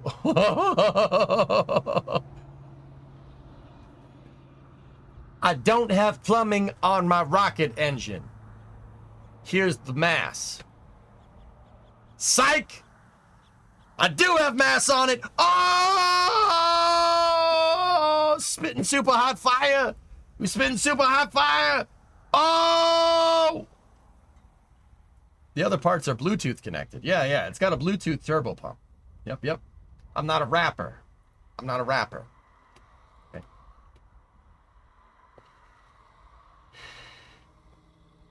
I got laid off from an aerospace company. Here's the name. Psych! That's the wrong name! Oh!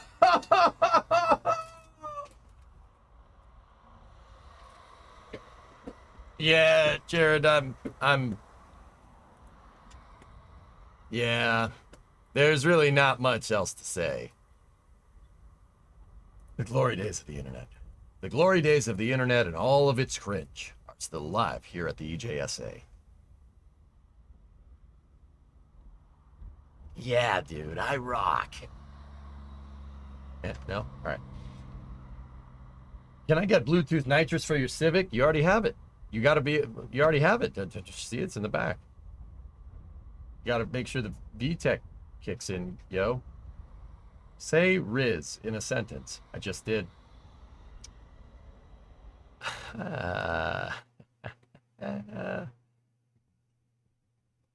Yeah, I think Raptor needs some racing stripes. It'll give it more thrust. Yep. All right, so we have an OIG here on the tail end of Space News. An Office of Investigator General regarding NASA's management of the Block 1B, which is the next SLS with an upgraded SLS with a bigger upper stage and bigger payload capacity. The Office of Inspector General, guys, is just, I said it at the beginning of Space News. I'll say it again, just in case anybody's wondering. What is OIG? OIG is the Inspector General, okay? The Inspector General to NASA is what a consultant is to a software company. This is Bob. And Bob. Yeah, I'm Bob Slidell. This is my associate, Bob Horton. Bob and Bob are consultants. You need to ask yourself, is this good for the company?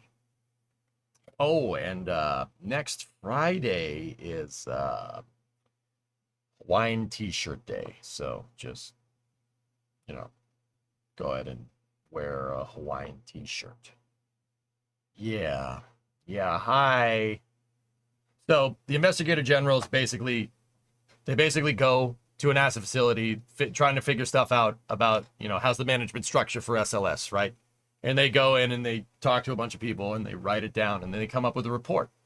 Here's a report regarding the SLS Block 1B development, which is basically the same core stage, same boosters, but with a upgraded upper stage called the Exploration Upper Stage and a conic payload adapter here called the Payload Attachment Fitting. OIG is always probing, RJ. Who launched this investigation? OIG is always looking around. The Office of Investigator General just kind of goes around the horn if they think something is amiss. So, yeah. Once again, two things. We're going to read this report now, first and foremost. Second of all, I am just going to tell you the technical facts. I am not going to let this bother me. We're not doing that. We'll stick to technicals, okay? Or just facts, no opinions. I mean, maybe a little bit, but you get the idea. All right, so why we performed this audit. Scheduled to launch in September of 2028, Artemis 4 will be the first flight of NASA's more powerful heavy lift rocket, the Space Launch System Block 1B. The rocket is designed to increase the amount of cargo SLS can deliver to the moon. A critical component of this upgrade is the Boeing company's development of the SLS's new upper stage, the Exploration Upper Stage. Once completed, the U.S. will give SLS a 40% upgrade in capability to send Orion, the capsule, and large cargo to the moon. From 27 metric tons under Block 1, which is the Interim Cryogenic Propulsion Stage, or ICPS for short, the SLS's first iteration, to 38 metric tons with Block 1B. That's 38 metric tons TLI, or translunar injection. Basically, the amount of payload you can hurl at like 23,000 miles an hour heading towards the moon. You need a lot of power to move 38 tons to a trajectory that intersects the moon's gravitational well. You need a big rocket to do that, regardless of what that 38 tons are. Just on a side note. The SLS Block 1B has been under development since 2014 and has faced changing technical requirements and competing funding priorities. These factors, along with congressional directives to accelerate the rocket's development, have led to increased costs and schedule delays. Originally intended for Artemis 2, Block 1B's first flight was moved to Artemis 4, extending the development timeline and increasing costs. Boeing's Exploration Upper Stage contract has grown from $962 million to over $2 billion through 2025, contributing to the overall SLS Block 1B cost increase. In this audit, we examined NASA's management of SLS Block 1B development, focusing on the EUS. To complete this work, we interviewed officials from NASA headquarters, Marshall Space Flight Center, Michoud Assembly Facility, Boeing, the Defense Contract Management Agency, and the Defense Contract Management Agency. We also reviewed NASA and contractor costs and budget documentation, contracts for each SLS element, contractual obligations and disbursements, excuse me. I swear I can read good. Boeing Financial Management Reports and Earned Value Management System, EVMS cost estimates. Additionally, we assessed past and current schedules and quality control documents for SLS core and upper stage production. All right, what we found. This is probably not going to be good information, but I did read it a little bit earlier, so here, check it out. While NASA requires its aerospace contractors to have quality assurance programs that comply with SAE's Society of American Engineers International AS 9100D standards on quality management systems, we found Boeing's quality management system at Michoud does not adhere to these standards or to NASA requirements. NASA engages DCMA to conduct surveillance of Boeing's core and upper stage manufacturing efforts at Michoud and where deficiencies in quality are found. Defense Contract Management Agency issues corrective action requests, CARs, to the contractor. CARs are labeled level 1 through level 4, and with level 1 being the least serious deficiency. From September of 2021 to September of 2023, the Defense Contracts Management Agency issued Boeing 71 level 1 and 2 CARs, as well as a draft level 3 CAR. According to DCMA officials, this is a high number of CARs for a spaceflight system at this stage in development and reflects a recurring and degraded state of product quality control. Boeing's processes to address deficiencies to date has been ineffective. The company has generally been non-responsive in taking corrective actions when the same quality control issues reoccur. Quality control issues at Michoud are likely due to lack of sufficient number of trained and experienced aerospace workers at Boeing.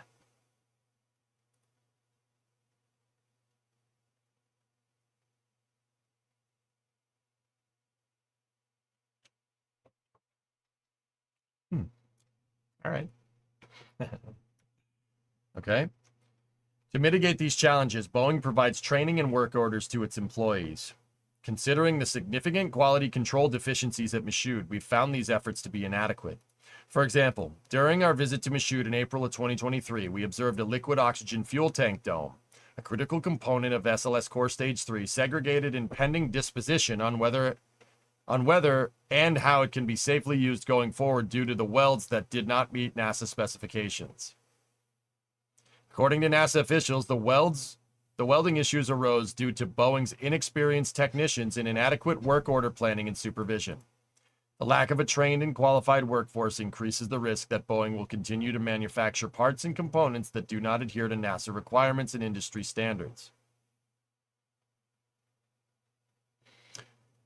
We project SLS Block 1B costs will reach approximately $5.7 billion before the system is scheduled to launch in 2028. This is $700 million more than NASA's 2023 agency baseline commitment, which establishes a cost and schedule baseline at nearly $5 billion. U.S. development accounts for more than half of the cost, which we estimate will increase from an initial $962 million in 2017 to $2.8 billion through 2028. Boeing's delivery of the EUS to NASA has also been delayed from February 2021 to April of 2027.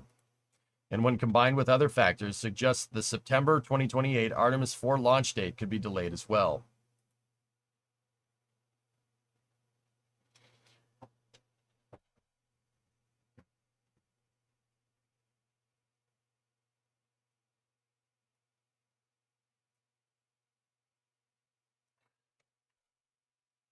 Factors contributing to these cost increases and schedule delays include redirection of EUS funds to the core stage during Artemis 1 production, changing Artemis mission assignments, and maintaining an extended workforce 7 years more than planned. Manufacturing issues and supply chain challenges.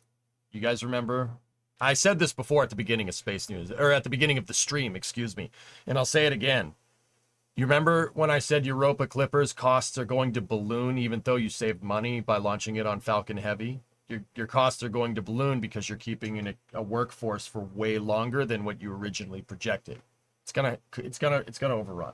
But the context to that is important to understand.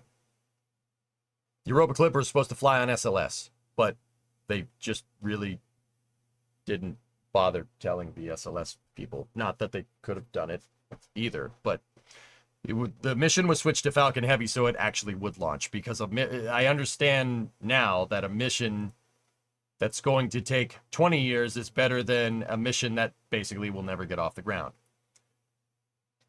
My thing is that, people touting it as saving money by flying on commercial are completely wrong. It's still going to be way more expensive than anticipated because you're increasing your workforce. This is what I've been talking about, guys. Workforce, extending workforce requirements, keeping them on the payroll for longer periods of time. Those costs add up. They add up big time. It's very important to understand that. Also, dude, I've been saying most Boeing commercial spaceflight entities, I've been saying particularly Starliner, this reeks of inexperience. It reeks of inexperience. And it's just very interesting that an OIG report comes out and says exactly that. I don't think that's a coincidence.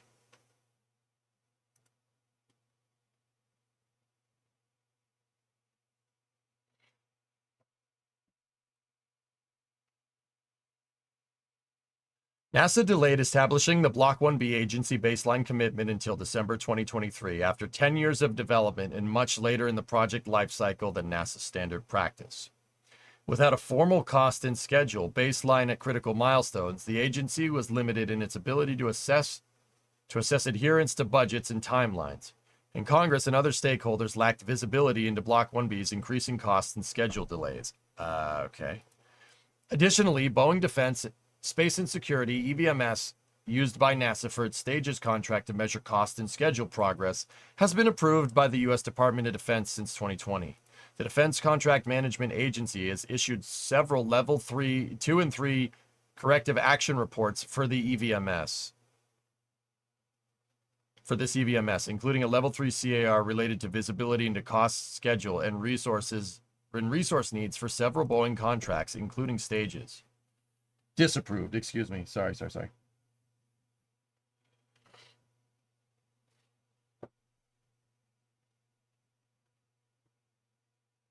Let me read that sentence again. Additionally, Boeing Defense, Space and Security's EVMS used by NASA for its stages contract to measure costs and schedule project has been disapproved by the DoD since 2020.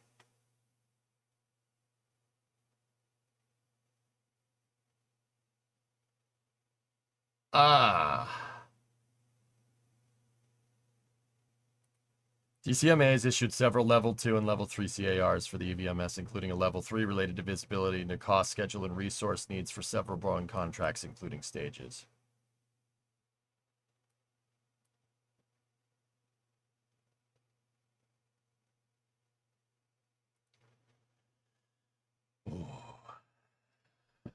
What could NASA do as a disciplinary action? I don't know. Let's see what the OIG thinks. To improve the safety and sustainability of the SLS program, we recommend the Associate Administrator for Exploration Systems Development Mission Directorate, that's Jim Free if I'm remembering right, in conjunction with the Assistant Administrator for Procurement and the Chief Safety and Mission Assurance, 1. Coordinate with Boeing, the SLS stage's prime contractor, to develop a quality management system training program that is compliant with AS 9100D and reviewed by appropriate NASA officials, and two, institute financial penalties for Boeing's non-compliance with quality control standards. To minimize the impact on Artemis's campaign timeline and achieve sustainability, we recommend the Associate Administrator for ESDMD 3 perform a detailed cost overrun analysis on Boeing stage's contract for EUS development. To provide greater visibility into cost and schedule estimates for SLS upgrades, we recommend the Associate Administrator 4 coordinate with DMCA to ensure contractual compliance with EVMS clauses.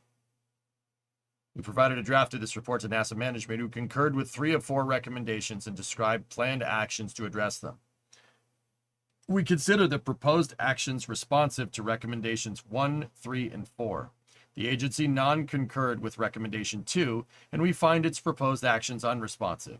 Consequently, this recommendation will remain unresolved pending further discussions with the agency. 2. Institute financial penalties for Boeing's non-compliance. NASA said we don't want to do that.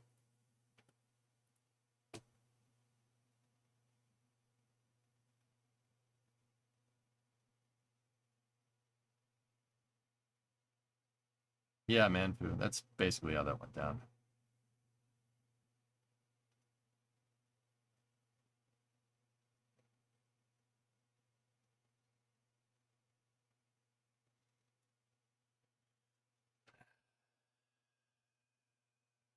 Well, guys, yeah, this basically, I mean, I'm not gonna lie, I kind of expected something like this. The reason why is, and here's the technical analysis part, okay? You guys already know how I feel about this. That's unacceptable. It's unacceptable. It's ridiculous. You're delaying a single stage by 6 years. A single stage. A single stage on a rocket that it's going to go on a rocket that's already built. Look, I always give the benefit of the doubt with this stuff, okay? Aerospace engineering takes time. But I know enough about aerospace engineering to know that building a single upper stage for a rocket that's already ready to go will not take 8 extra years and what was it, like an extra $2 billion or something? Now, here's the thing. I know that it wouldn't take that long assuming the right financial conditions. That's the biggest problem with SLS. Contract structuring is purposefully obfuscated. It's obfuscated because Congress made SLS, right? They made SLS. It was designed by committee. They built a rocket because they weren't sure if NASA was going to be a thing because Constellation being canceled. So it was a visceral reaction to that, right?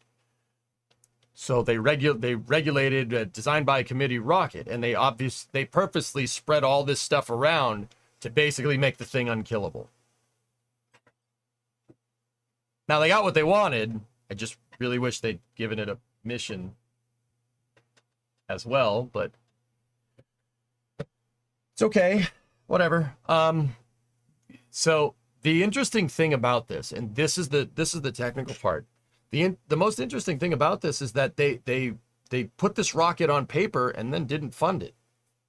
Guys, you want to know the most glaring issue with SLS? The most glaring issue with SLS is that it never got the money that it needed. That's why you're seeing all these problems. That, and it seems like my theory about firing a bunch of people and then trying to hire back new personnel to save cash, not the smartest thing to do. But once again, they talk about employee payroll. Look at how much the payroll spirals out of control if you just have people sit there and do nothing, and you have to retain them for an extra decade, right? Costs can spiral out of control with this. But I say SLS doesn't have the proper funding. It never had the proper funding. That's the biggest problem. Now, because it never had the proper funding, and because they made the architecture flexible, like you have one stage, you launch it with block 1, and then you have 1B, and then you have block 2, right? Because of this, now you're changing the design more and more. There have been several key decisions, and the OIG talked about it. There have been several key decisions with this that are changing the design of the vehicle, or changing your mission timeline, right? The biggest one being that the Artemis 1 was supposed to fly with the ICPS. Artemis 2 was supposed to fly with the Block 1B. And then we decided, no.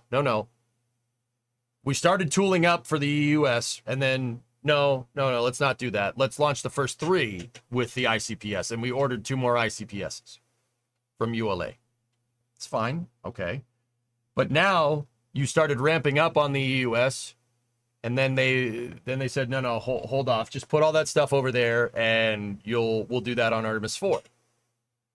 And then they said, all right, we gotta get Artemis 1 going. We gotta get Artemis 1 going, and they ran into really, really bad problems with getting the main propulsion system for SLS working.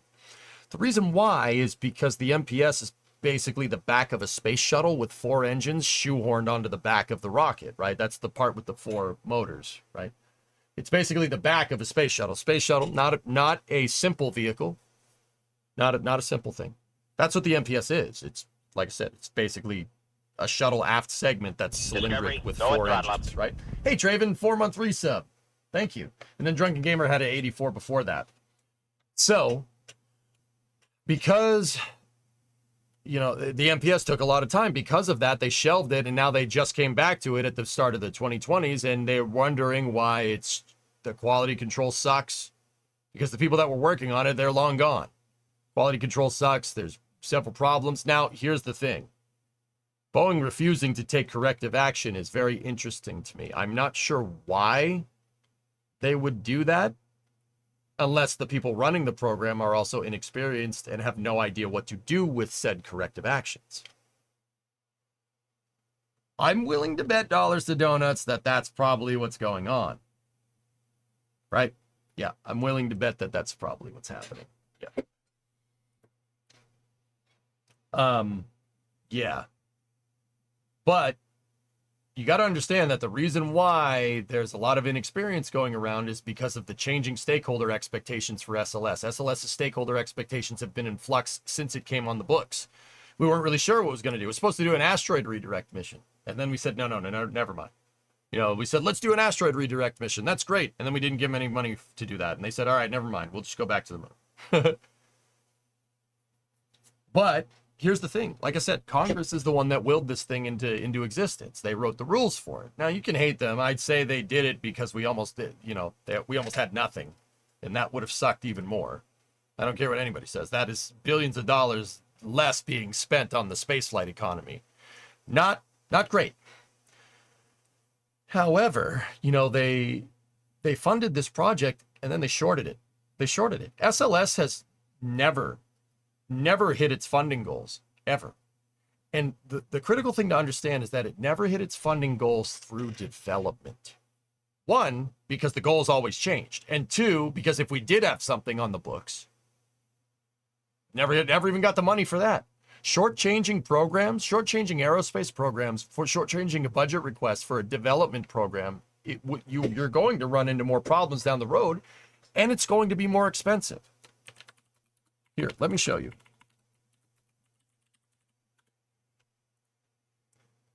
We're cranking open the SE handbook, boys and girls. I don't think there's a watching. If you are, that thank you. No, don't leave. Don't leave. Oh. Yeah, they're gone. All right. Anyway, so here, let me show you. This is NASA Systems Engineering Handbook. SE Handbook. The SE Handbook is one of my favorite things because if you're a Kerbal player, it'll teach you how to run a space program. Pretty useful.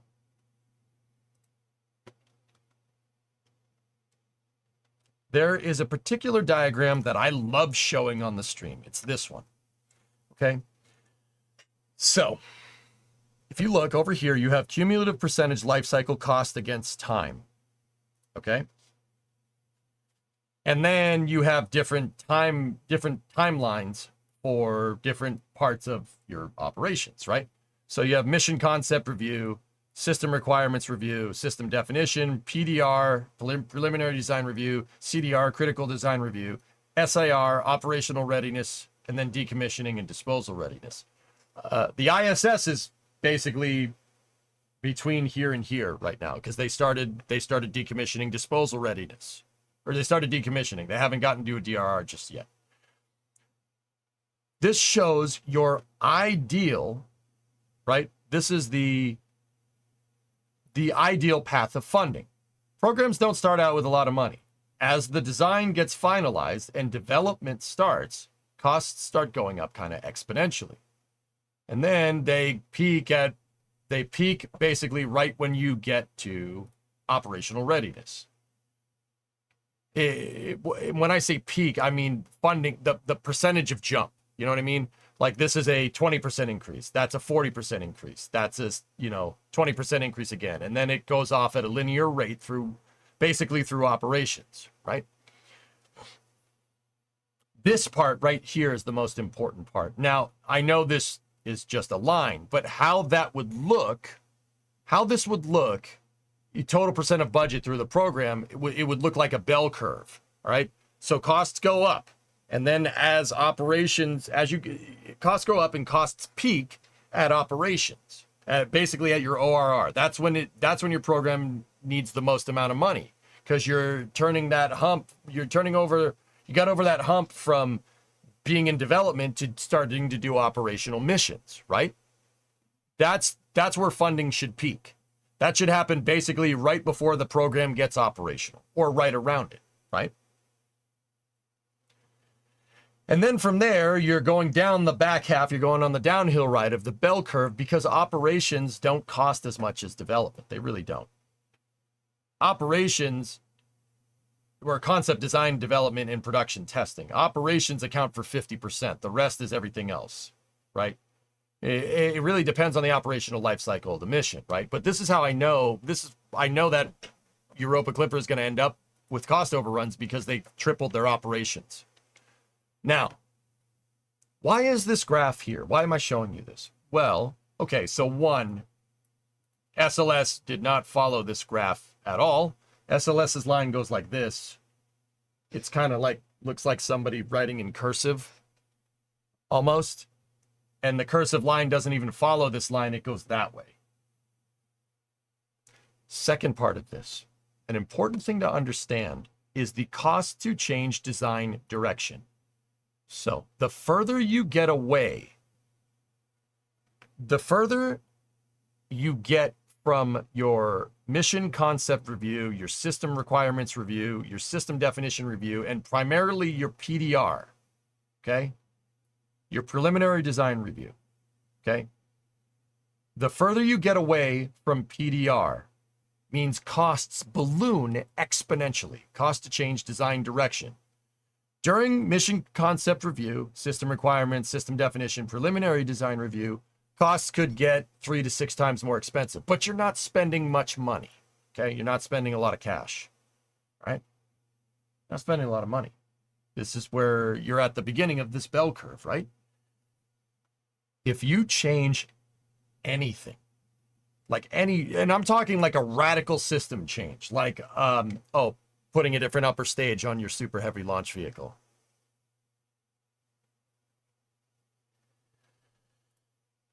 The costs to change direction balloon exponentially. The closer you get to operational readiness, you're looking at a nightmare scenario of cost overruns.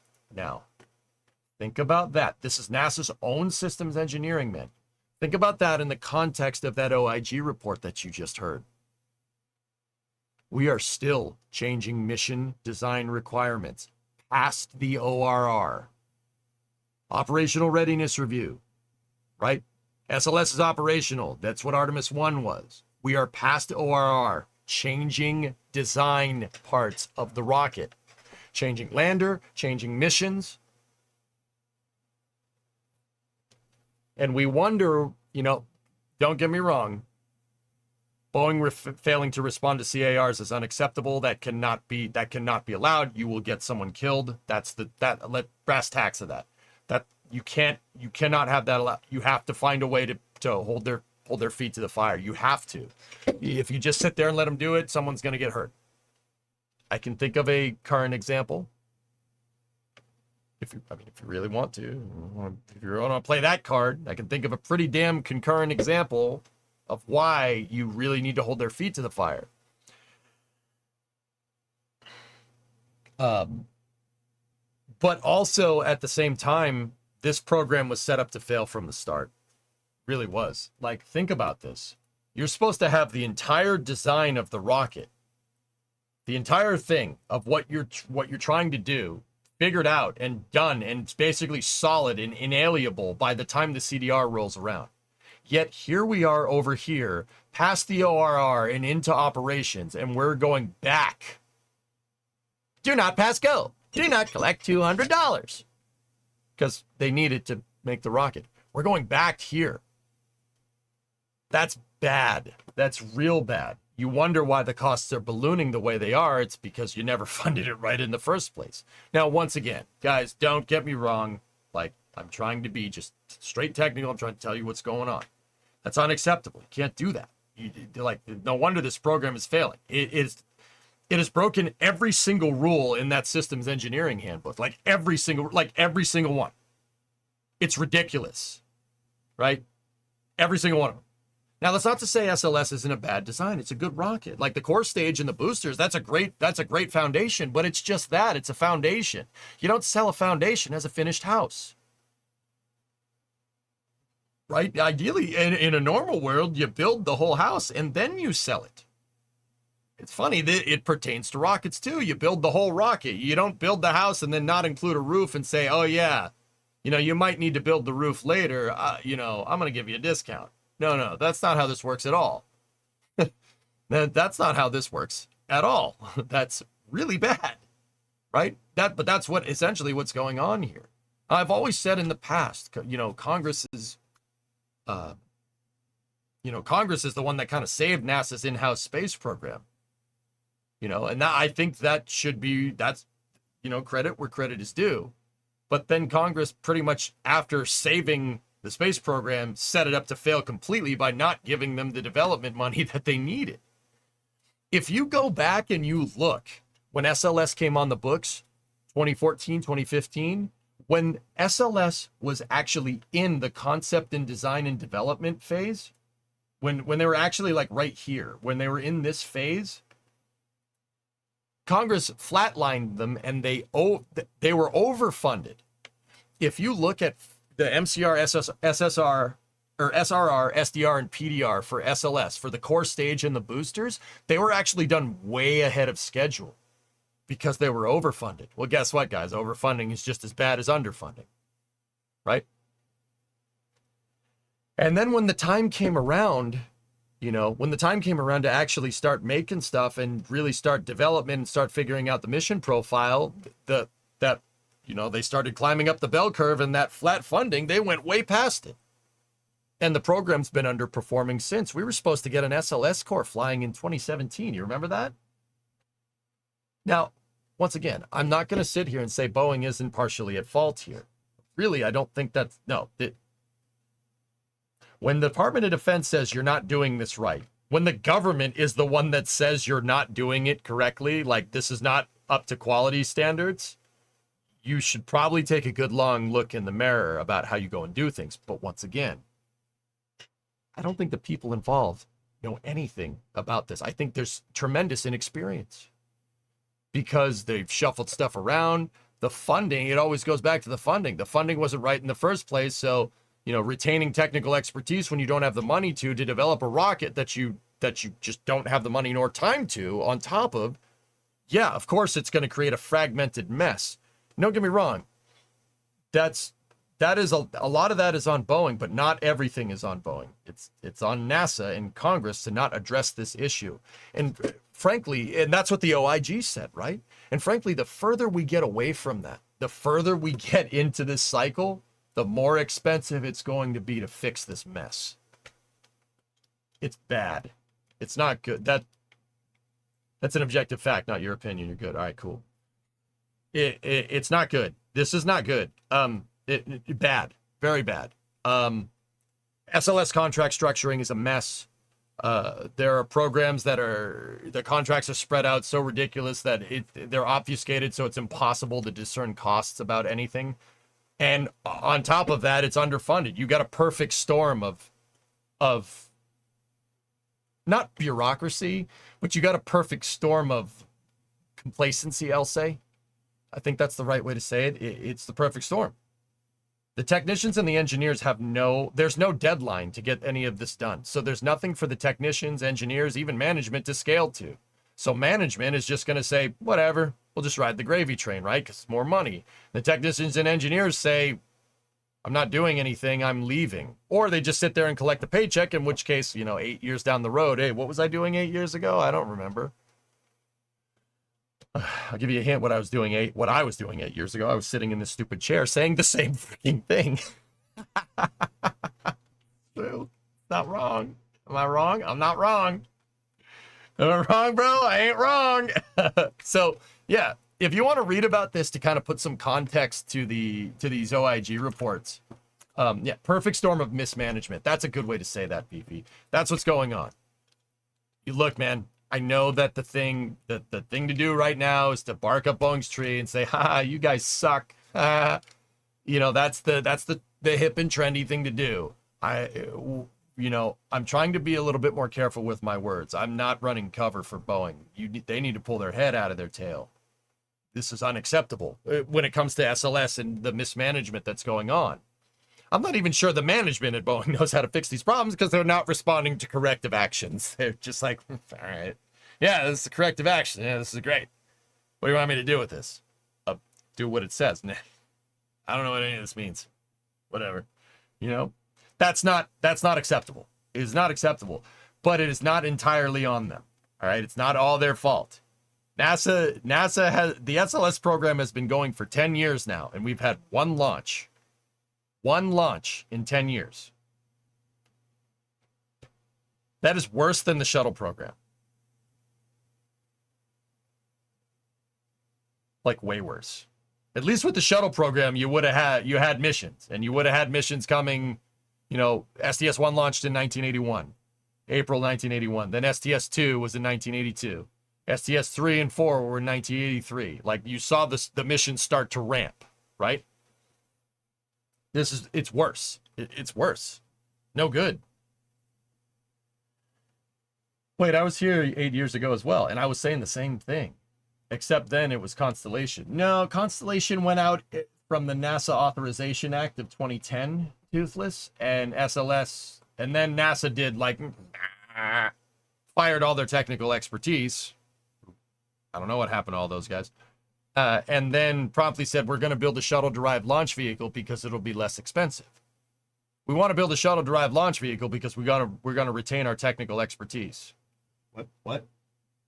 Oh, we fired all of them? Oh yeah, we're going to build a shuttle-derived launch vehicle because we're going to reuse hardware. See? We're saving money. Saving you money. So like I said, I don't think Boeing is completely to blame here. They are not above being blamed either. But NASA has been doing this for 10 years. They've been doing it for 10 years and just sitting here being like, yep, that's good. Yep. You need another $2 billion? All right, here you go. Unacceptable. Not cool. But anyway, yeah.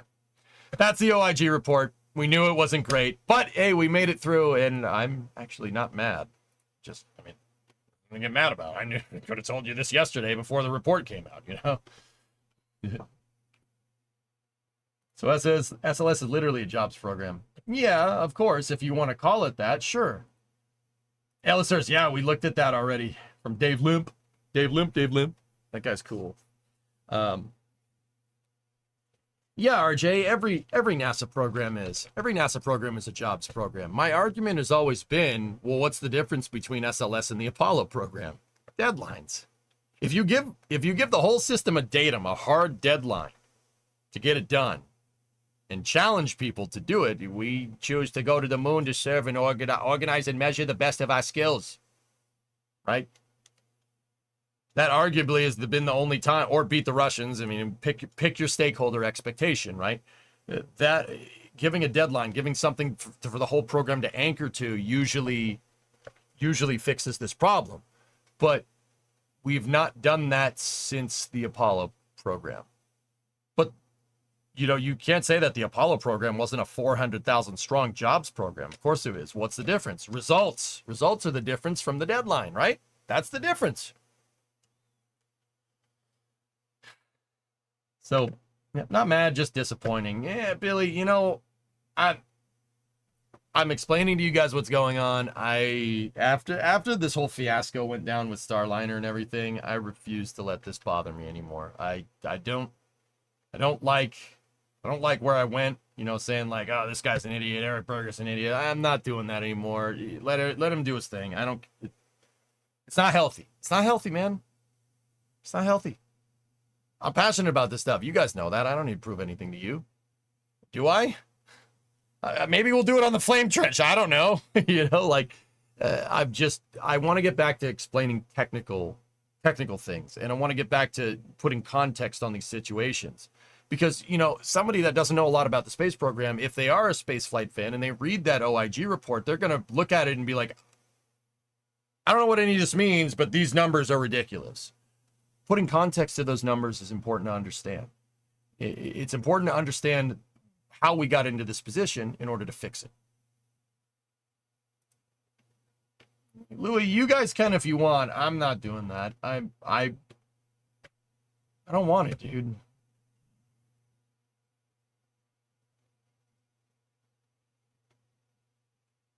Just I don't want it. I don't want to, seeing that whole thing with, like Eric Berger calling out all those people on that Discord or whatever and saying he's an idiot, etc., etc. Like, dude, like, I'm not the biggest fan of the guy. Like, I don't think that's any secret, but, like, I'm not going to the point where, like, I'm, death threats or something. That's ridiculous. That's ludicrous. I'm not doing stuff like that. That's not me.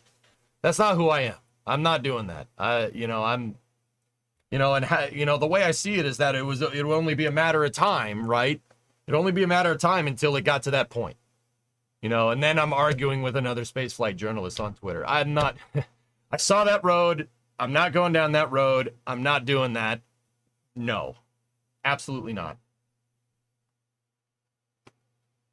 Coherent, sorry, I meant for it to be a joke. Nice. Frick you, Debbie! But yeah, anyway. So, I hope you guys appreciated this kind of more grounded and technical explanation for what's going on with that OIG report and maybe some context. It's not good, man. And it's a shame because SLS is a good rocket. It's a good rocket. It's a great design. You just got to make it do something. That's the problem that we're in.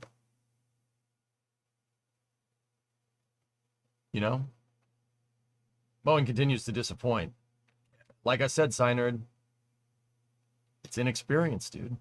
It's inexperience because management got rid of all the people that were experienced. This reeks of inexperience. I'm telling you.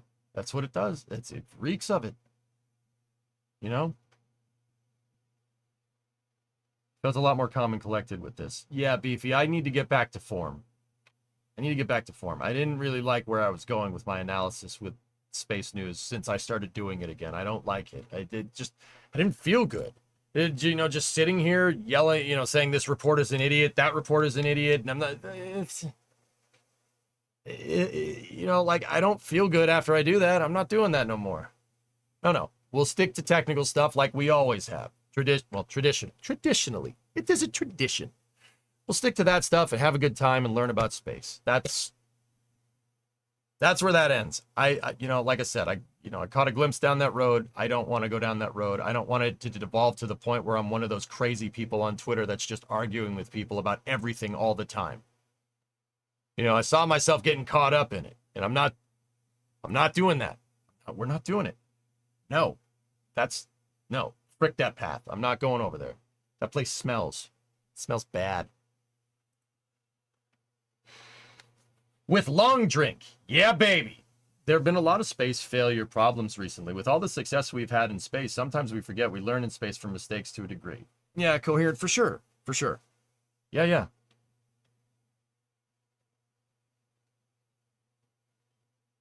When the engineers in Boeing's management team were replaced by not engineers, that's when things turned bad at Boeing.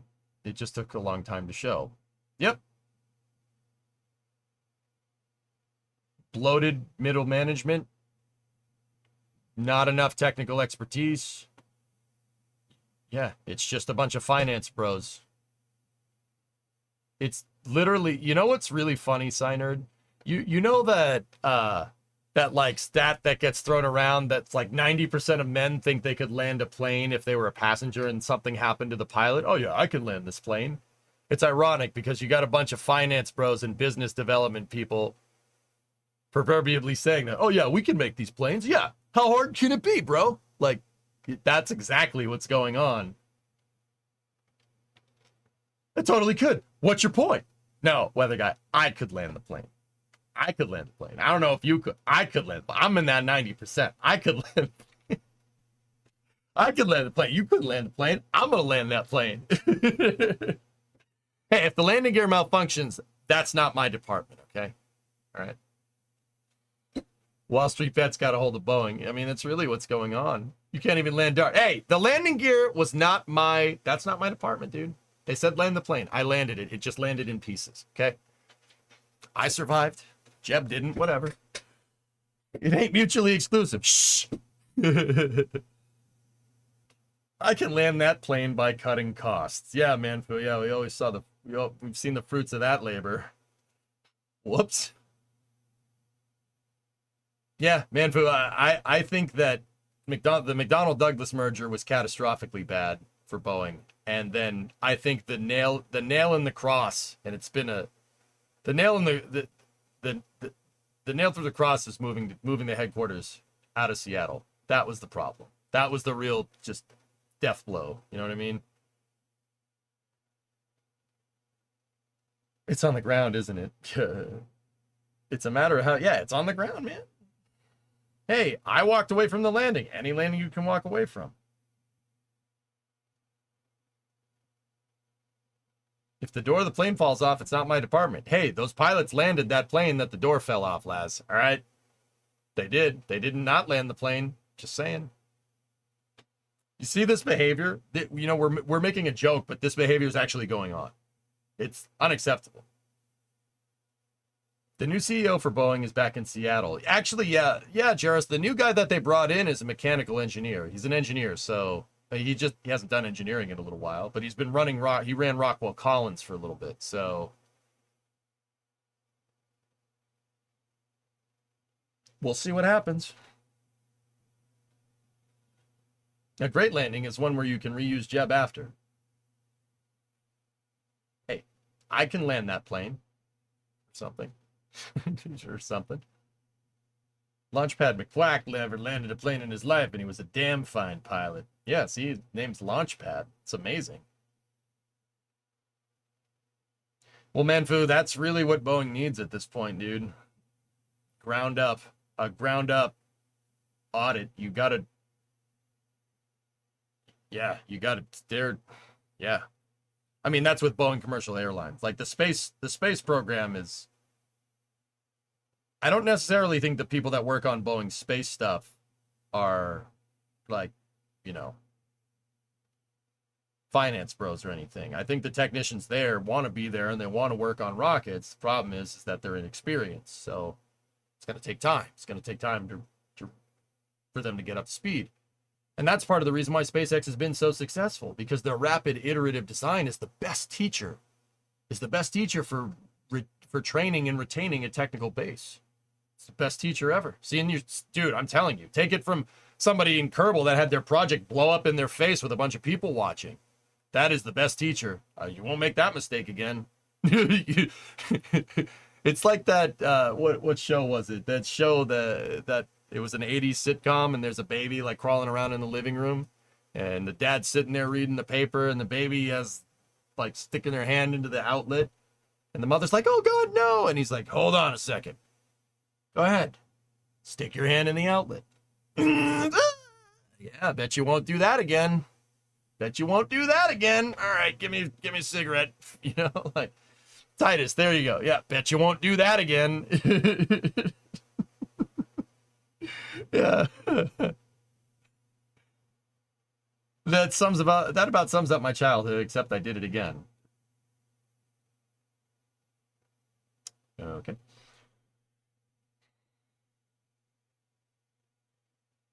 It's interesting, though, in that OIG report that NASA disagreed with a financial penalty for Boeing for not meeting deadlines. Discovery, go at throttle up. But I think that begs the question, what do you do? What do you do at this point? Hey, Nightmare, 55-month resub. Traven had a 4-monther before that. I appreciate that, guys. Thank you very much. What do you do? Guys, I'm not sure I have an answer. I mean, Sam, yeah, we could say that, but that's not a solution, right? Like, corporal punishment. I mean, it'd work. Silly, you might want to look at your ethical compass and make sure that it's working. Who's getting the kickbacks? I don't know. Jared, the whole point of that OIG report is that the contracts are so ridiculously obfuscated, it's impossible to see cost controls. Can Congress intervene based on OIG recommendations? I'm not sure we want them to do that. They might be the reason why they're in this position in the first place. But yeah, I mean, yes, a Senate Commerce, Justice, and Science Committee could take people to court for defrauding the taxpayer. I mean, I think there's a case for that here, but I think it doesn't work off conjecture, right? You have to prove it. And it's really hard to prove because all the money is so spread out, there's no way to keep track of it. Maybe NASA was considering non-financial penalties. Since you can't seem to solve the problem despite our telling you to, we've decided to solve it for you by removing the problem entirely, aka file charges against people causing problems. We got to prove it out, Signer. You got to prove who's embezzling money and who's getting kickbacks, right? Do you want to open that can of worms? I mean, the argument could be made that all that's going to do is just delay SLS even more and costs balloon because of that ORR thing that I was telling you about. If you pause the program right now, that would be catastrophically bad. I mean, like I said, I use this in a different analogy, but it's kind of applicable here. How are you going to work on the car's engine when the car is running going 50 miles an hour down the highway? That's the thing, man. The SLS program has momentum. It's not a lot, but it has momentum. If you stop it or you try to do an investigation or whatever, all you're doing is slowing your time to get to your destination. Figuratively and actually, we're not going to achieve our objectives to go to the moon, and it's going to take way more time, right? How much do you want to bet Boeing snuck in a clause disallowing penalties? And yeah, maybe Aqualux, it's possible, but once again, I don't, Boeing is, their moral compass might be a little wrong. But also at the same time, NASA's, and this is something that I've said for a long time, NASA's just sat there and been like, yeah, it's fine. Nothing is wrong here. You know what I mean? How's it not already catastrophically bad? No, it's pretty bad, Sarah. I mean, how do we not make it as worse? Yeah, actually, you know what, dude? That's a good point. We're pretty screwed. Like, right? What do we do with this? Stopping it might be the best thing. In fact, the more I think about this, and the more we see these situations evolving with like Orion, its life support systems, et cetera, I'm thinking a total program audit is in order completely. Like, basically put all personnel and contracted personnel on retainer and just, you got to start. I mean, the training, it starts at the top, guys. It starts with Bill, to be honest with you. And you need a programmatic fix from the ground, or from the top down. Like, that's really what needs to happen. But I just don't know how you're going to do that without severely injuring the SLS program. But once again, program's already injured. What are you going to do? Injure it more? I mean, arguably, yes, but I don't care if it takes years. Accountability needs to happen. I mean, Signer, that's kind of where I'm at. Once again, fellas, I think it's very important for NASA to fix this. They need to fix it. People are calling for cancellations on SLS, or cancel the Block 1B, or replace it with Centaur 5. I mean, first of all, replacing the Block 1B SLS with Centaur 5 will basically do nothing. Like that, all right, you just made another ICPS. Okay. Canceling it means billions of dollars out of the spaceflight economy. Now, you could say that, I mean, it'd be a fair argument to say that this billions of dollars are being wasted because we're not getting stuff done. We're not doing any of these programs, corrupt to the core, right? I think that's a fair point. But also at the same time, if we canceled it now, that's $5 billion less for the entire spaceflight economy. That's not an insignificant amount of money. It's not an insignificant amount of money. And to be honest with you, that money probably wouldn't go to SpaceX. If NASA said, screw it, we're done with this, and canceled the contracts completely, Boeing would probably take them to court. Because this is what happens when you renege on a deal at the government level. You know what I mean? Sorry if this sounds like a ridiculous question, but what's the core motivation or driving force for Artemis to be a thing? Are those motivations gone, or are they overshadowed by other things right now? The core motivation is to get back out and explore beyond low Earth orbit for better scientific understanding and to extend our reach in the solar system. Artemis is going to do that by going back to the moon first, and then sometime in the 2030s, going back to Mars. Rem, that's the official thing. I honestly think there is there's much more at stake here. Okay, there's much more at stake than, just going out and doing stuff. Look, SpaceX is an unstoppable powerhouse, a seemingly unstoppable powerhouse at this point in time. Flight 5 is coming up. They're going to catch that booster. It's going to be righteous. And Flight 6 is already waiting in the wings. They just got to test some things. Well, flappy wings, you know what I mean? I'm not saying that's a bad thing. I'm saying that's what NASA should be doing. Look, SpaceX, if you want me to, like you ask a layman, like, what is SpaceX's goal? Or just a regular spaceflight fan, like just anybody, garden variety spaceflight fan, everybody could tell you what SpaceX's goal is. They're getting to Mars. That's their goal. Space Exploration Technologies. That's what SpaceX stands for. They're going to Mars. That's their stakeholder expectation. And they have a president and a chief designer that's hell-bent on doing that, right? Right? If I ask the same thing with the Artemis program, what's the goal? I mean, what I said, it's like maybe go back to the moon. I don't know, right? SpaceX will definitely have the capability to get to the moon. That's going to happen sooner rather than later. They'll have the capability to get people to the surface of the moon by the end of the decade. I'm pretty confident in that. Sure, why not? And if you say, well, how? They're not, human rating Starship is no good. They have Dragon. In the future, what's stopping SpaceX from just sending a Dragon up? Transferring crew to a fully fueled HLS on orbit, and then sending HLS to the surface of the moon and back. Or better yet, just towing the Dragon with you. See what I'm talking about? They'll be able to do it by themselves soon. Sooner rather than later, right?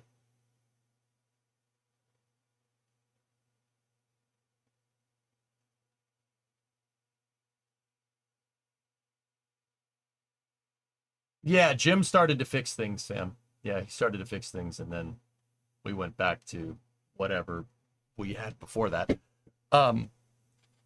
Right, SpaceX is compliant with NASA, and that's a good thing. Sure, James. Yeah, absolutely.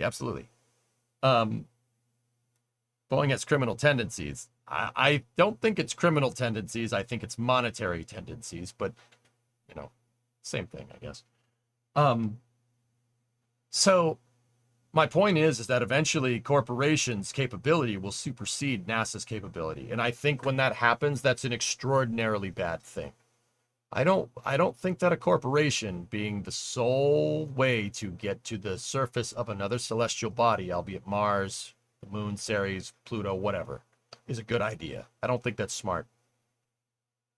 That's Weyland-Yutani, right? Like that's like dystopian sci-fi corporate indentured servitude stuff, like Total Recall or something. I don't think that's wise. And is SpaceX going to be like that? Probably not. But what if something like what's happening to Boeing right now happens to SpaceX 50 years down the road? Do you want to live with that? I don't want to live with that. The only way for this to really go forward sustainably and reasonably is for NASA, a government facility, to either A, have vehicles that can get to the moon that they operate under the NASA tree. So like either a privately contracted rocket that they build and NASA operates, like something like SLS or whatever. Personally, I think NASA should be working on their own Starship, but that's just me. Or something akin, or like even a landable rocket or something, right? Or B, they should procure starships and operate starships for scientific purposes on their own. Like how the Astro van that ULA used to move Butch and Sonny to the pad was just an Airstream. It's a commercial vehicle that they procured. Eventually, you get to the point where they could do that with spacecraft. But until then, they need to have parity. And if they don't, that's not the most sustainable way forward at all. Yeah, the umbrella corporation. No, Brand, I'll check it though. I think that's I think that is a very, very short-sighted thing to say, and is probably not the best way forward to, as this whole story unfolds, it's probably not the best way forward for the most long-term sustainability. Because we've seen what happened in the past when a public entity has sole access to the moon. The Apollo program. We won the space race, and then the government didn't see any need for it. Right? So they just said, meh. So I truly think the most sustainable way forward is for NASA to be working with private partners, or at least achieve parity with them. Is that the most expensive way? Oh yeah. It's going to cost a lot of money. Would you be willing to risk your future on a corporately owned planet on that? I don't think that's smart. I really don't think that's a good idea. Hopefully cooler heads prevail, but you never know. You go back 25 years ago, the McDonnell Douglas Boeing merger is like, oh, they got the market cornered. They're going to be good for the next 100 years. Didn't take very long, did it? If it ain't Boeing, you ain't going. Now it's, if it is Boeing, you ain't going. You know what I mean? Look at how quickly that turned around with a corporate entity, and the only corporate entity that makes commercial airplanes in the U.S. I see a lot of U.S. carriers flying Airbus around. Just saying, that could happen with spaceflight. Do you want? I don't think that's wise. But and again, what do I know? Okay, so updated tweets on Raptor. Okay, let's check it out. I hope you guys enjoyed the analysis. I'm trying to be as straightforward and as factual as possible. What do we got? Works pretty good for a partially assembled engine. Burn! I'm talking about Raptor, of course. Correct. And the meme lord posted something. Hold on. I'm not going and manually searching there. Oh. Raptor 3 first firing today.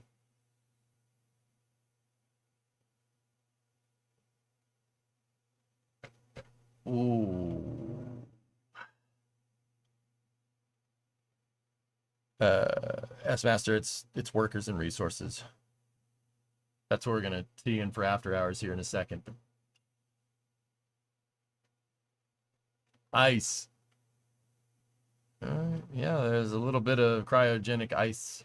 Discovery, go at throttle up. Hey, Pluto, 17-month resub. Thank you very much. Nightmare had a 55 before you, and I think I already said it, but hey, whatever. I'll say it again. Nightmare, you're the man. Nightmare Maker, 55 months. Pluto, you're good, 17. I appreciate you guys. Thank you.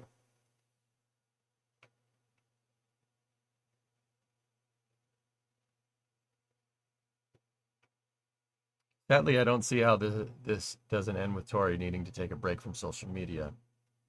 Sam, I'll be 100% honest with you. I think he's getting wrapped up in it too. I think you're right. I think he's getting swept up in it. That whole, what are you doing in my thread? Get out of here. Like, responding people that tell him to eat crap. Like, I've never seen him do that before. Oh, it's late and I'm tired. No. Oh, you typoed in Chapuri. Yeah, no. Dude, I knew what you said. I can read past your typos, guys. I see that you made a typo. I know that you made a typo. You don't need to point. I don't need to point it out. I can't stand that stuff. So I don't, I know what you're saying, dude. Don't worry about it.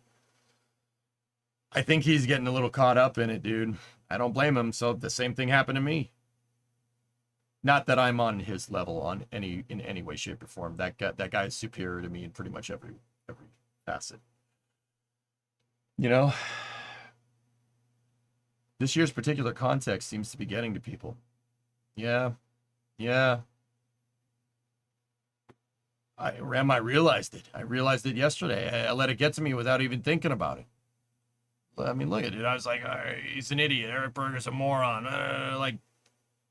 Dude, calm down. Calm down.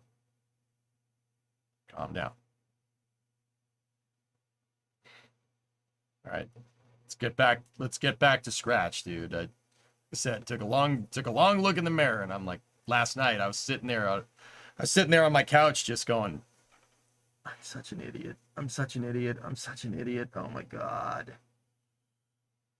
What was the conclusion of the Boeing OIG discussion?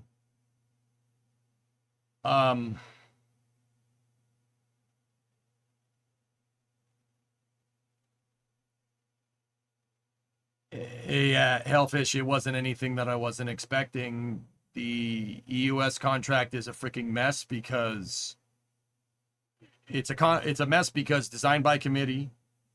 It's a mess because that same committee that, you know, forced NASA to make this rocket by law then shorted it by not giving it funding. And the result of that is that the program is so messed up and so ridiculous and just basically trying to plug all the holes before the ship sinks is ballooning in cost, right? You know, I can't say I'm going to build a Factory 5 race car, dude, right? I can't say I'm going to do that and then, you know, buy the damn thing and then not pick an engine for it. You'd pick the engine before you buy the stupid thing, right? You get the kid like, oh, there's no engine. You know what I mean? Like SLS is like, oh, we'll buy the car first and then we'll buy the engine later. And then, you know, when you got the money to do said project, right, it's like you paid for the dang chassis of the car and then engines cost, the engine that you want to put in there, that you have to put in there by law because that's what the customer wants, is like 5 G's. And then they're like, oh, the motor's $5,000. Here, have one. Okay, what the hell you want me to do with this? Basically,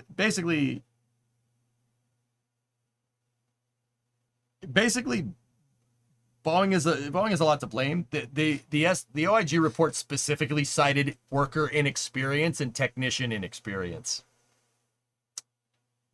I'll take my W on that one. Thank you very much. But also, I don't think Boeing is fully to blame here. NASA has been the one that sat back with their thumb up their tail over the last 10 to 15 years, letting this happen. They just let it happen. Just let it happen. And the one, you know, beacon in that whole, the one shining light in this whole last like 10 years of NASA funding was Jim, because he tried to fix everything and he was making progress. He was making progress, holding the contractors accountable. And then we got Bill, whatever he's doing. You've become the very thing you sought to destroy. Yeah, right, exactly. Do you think NASA's actually going to make it back to the moon? They'll make it back eventually, Waz. Look, man, there's a lot of SpaceX fanboys out there. And, you know, I get it. Some people find them insufferable. I mean, I get it. They're fanboys for a reason. For a very good reason. You know, because at this rate, SpaceX is going to have that lander ready. And what are they going to do? What's it going to do? Just sit there up at the gateway? Oh, wait. That's probably not going to happen. What's it going to do? Just sit up there in rectilinear halo orbit waiting? No. We're going to get to a tipping point. And I think that tipping point is when SpaceX will, I'm not going to say they're going to leave NASA in the dust, but that could happen. Do I want that to happen? Do I say that that's not the most sustainable way forward? Yeah, it's not. But when push comes to shove, I want to see people back on the moon, man. I don't think anybody here doesn't want to see that. I honestly don't care who it is. I kind of care if it's China. I'm not going to lie to you. Kind of, just a little. But you know what? If they get there first, if they beat us there, well, good. At least somebody did it. Not our proudest moment as Americans, but hey, whatever. If that happens, it happens. At least someone's doing it. You know what I mean? This dilly-dallying around is, yeah, that may have been okay to do, like right after Constellation and the shuttle got canceled. That may have been the right time to do that. You're still doing it. I mean, dude, look at this thing. Like, look at this thing. You got to just spit on it. You got to spit on that thing. Don't lick it though. It's frozen. Like, come on, man. All the criticisms that I've had with NASA over the last 10 years aren't out of, like, it's not out of spite. It's because I want them to do better, you know? But when push comes to shove, if it comes down to SpaceX going to the moon and leaving NASA in the dust, or them waiting around for NASA to figure out whatever the heck they're doing, I'm going to say go. That's the truth. Just say go. Like, you guys, I mean, I try to be careful about this. You got to remember, I'm a big SpaceX fanboy too, man. This is the future I wanted to live in. That's the future I wanted to live in. And look, I'm making that face right there. Steve Harvey. Yeah. You know? Another angle from Elon. Did you see it? Let's go over here. Well, actually, you know what? I'm not going to Google or search the him. There's another picture. Oh, that's so good. Dude, the flames coming out of that thing are so crisp.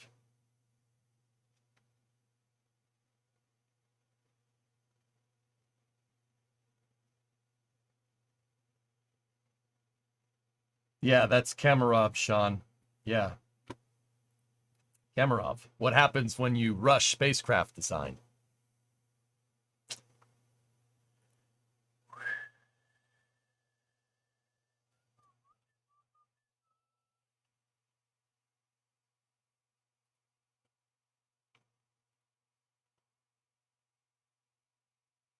The part that actually appear white are actually black, but covered in ice. Yep. Yep. Generative cooling, baby. Dude, I'll just say this. We'll talk propulsion here for a second. Do you know how ridiculous the explosion needs to be and how much heat that explosion in there is putting off for them to have thrust chamber regenerative cooling, or not regenerative cooling, thrust chamber film cooling, throat film cooling, and nozzle film cooling on top of being a regeneratively cooled engine? That's ridiculous, man. That is absolutely nuts. Usually you see engines with one of those things. Regenerative cooling, maybe film cooling on the nozzle. This has regenerative cooling throughout the whole thing, throughout the whole thrust chamber, throat, and nozzle assembly, and then has film cooling on top of that because the explosion that thing makes in there is so ridiculous. 300 bar chamber pressure. 200, what is it, 280 tons of force? Like, all right. All right.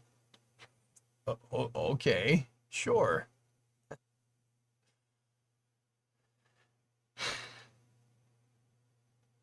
So they're flowing locks through passages in basically everything. I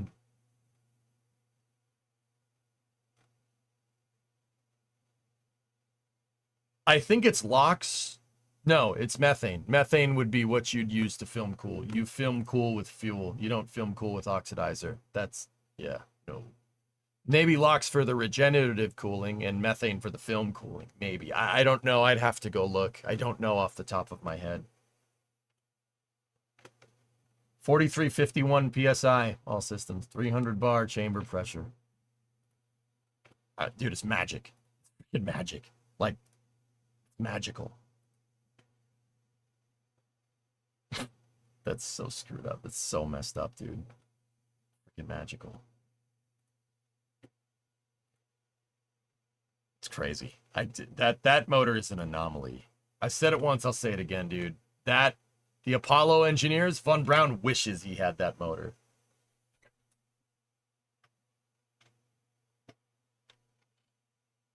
Okay.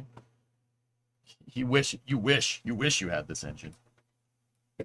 I'm very happy to exist at a point in human history where that thing also exists. That makes me happy. Meg Ryan, yeah, calm down. Yeah, no, what the heck. Unbelievable. Yeah, yeah, exactly, James. It's making 350-second specific impulse at sea level. That's ridiculous. That is untold. That is unheard of efficiency for methane. That's okay. Like, that's getting to theoretical maximum. Like, you can only blow up methane so efficiently before it's just, you can't get any more efficient. That's pretty damn efficient. Yeah, for CH4, that's impressive-ier. I agree, man. I agree. Absolutely. Absolutely. It's good stuff. All right, dudes. I hope you guys enjoyed the space news. This is the last space news for the week because tomorrow, same time, I will be on NSF, The Flame Trench. I'll try my best to get spicy and entertain you. Don't worry, there's a regular stream tomorrow too. We're still playing Kerbal. We have to redo Dart's fuselage one more time, and we have to get that thing flying. Should do a flight test tomorrow, but yeah, that's going to happen tomorrow. Flame Trench after that, racing probably after that. But for now, that's going to be the end of space news. I hope you guys enjoyed it. That's a great picture, Sea Kraken. Keep up the great work, sir. You keep watching, I keep streaming. Kidoki, repost. So they say you should be afraid of the C-130 that only turns left. Above you. Swiftton, Hello, Tranquility sirs. Base here. Thanks, man. The Eagle has landed. Roger, Tranquility. We copy you on the ground. All right. What is this?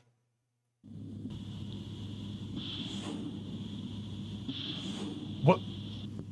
5, 4, 3, 2, 1. Slash 1, slash 2. Sizzo, window, take a shot. Pickle. Rifle away. That's a Hellfire missile on a C-130. Hold your spot. 30 seconds. 5, 4, 3, slash 2, 1, slash 2. What the? Switch is safe. Pilots, let's roll in for some guns. Get another burst. An AC-130, yeah. Haven't worked with one of those in a little while. Bruh. I like things that spin. I like things that spin. I like things that spin. It's an AC-130, MT. But it's an AC-130 that somehow packs more of them. Hellfire missiles, man. 4, Oh my gosh. 2, Dude. slash 1, slash 2. Sizzo, window, take a shot. How about that F-16 that's just chilling over there? Pull away. What? Good. Hold your spot. 30 seconds. 5. See that rock? 4, Must be oil there. 3, slash 2, 1, slash 2. Switch is safe. What the hell is going on? Some guns. Oh, wait, here's the gun part. Hang on. It's switching to guns. Get another burst. I like things that spin. I mean, that's a cannon. It's not a minigun. But also, I like things that spin. I like things that spin.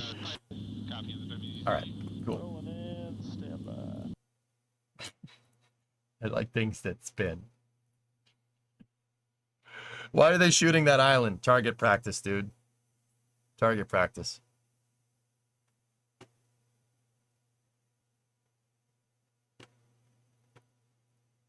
Discovery, go at throttle up. Caviar, 45-month resub. Stand by. 105 going hot. Oh, yeah, that's the big boy.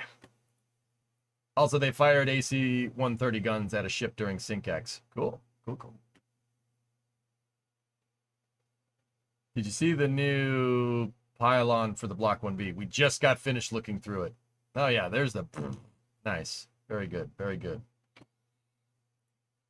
What do you recommend for Kerbal starting out? Just play sandbox, Sean. Get the lay of the land, then go into career mode and have some fun. There's plenty of videos. You can always ask me if you have any questions. Yeah, just have some fun. Put a rocket together. Send it. See what happens.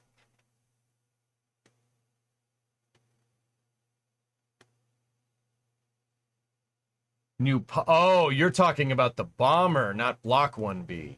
Oh, the new pylons? That's cool. All right, guys. So I said we're going to do workers and resources for after hours. So let's get to it. I'll see if I can pull us out of this nosedive that we're in with the ruble. That seems to be what I'm trying to do after every... Welcome to the after hours segment. Damn it. Yeah, we'll play some workers for a couple hours here. And yeah, hope you guys enjoy the after hours. After hours is back, baby. We are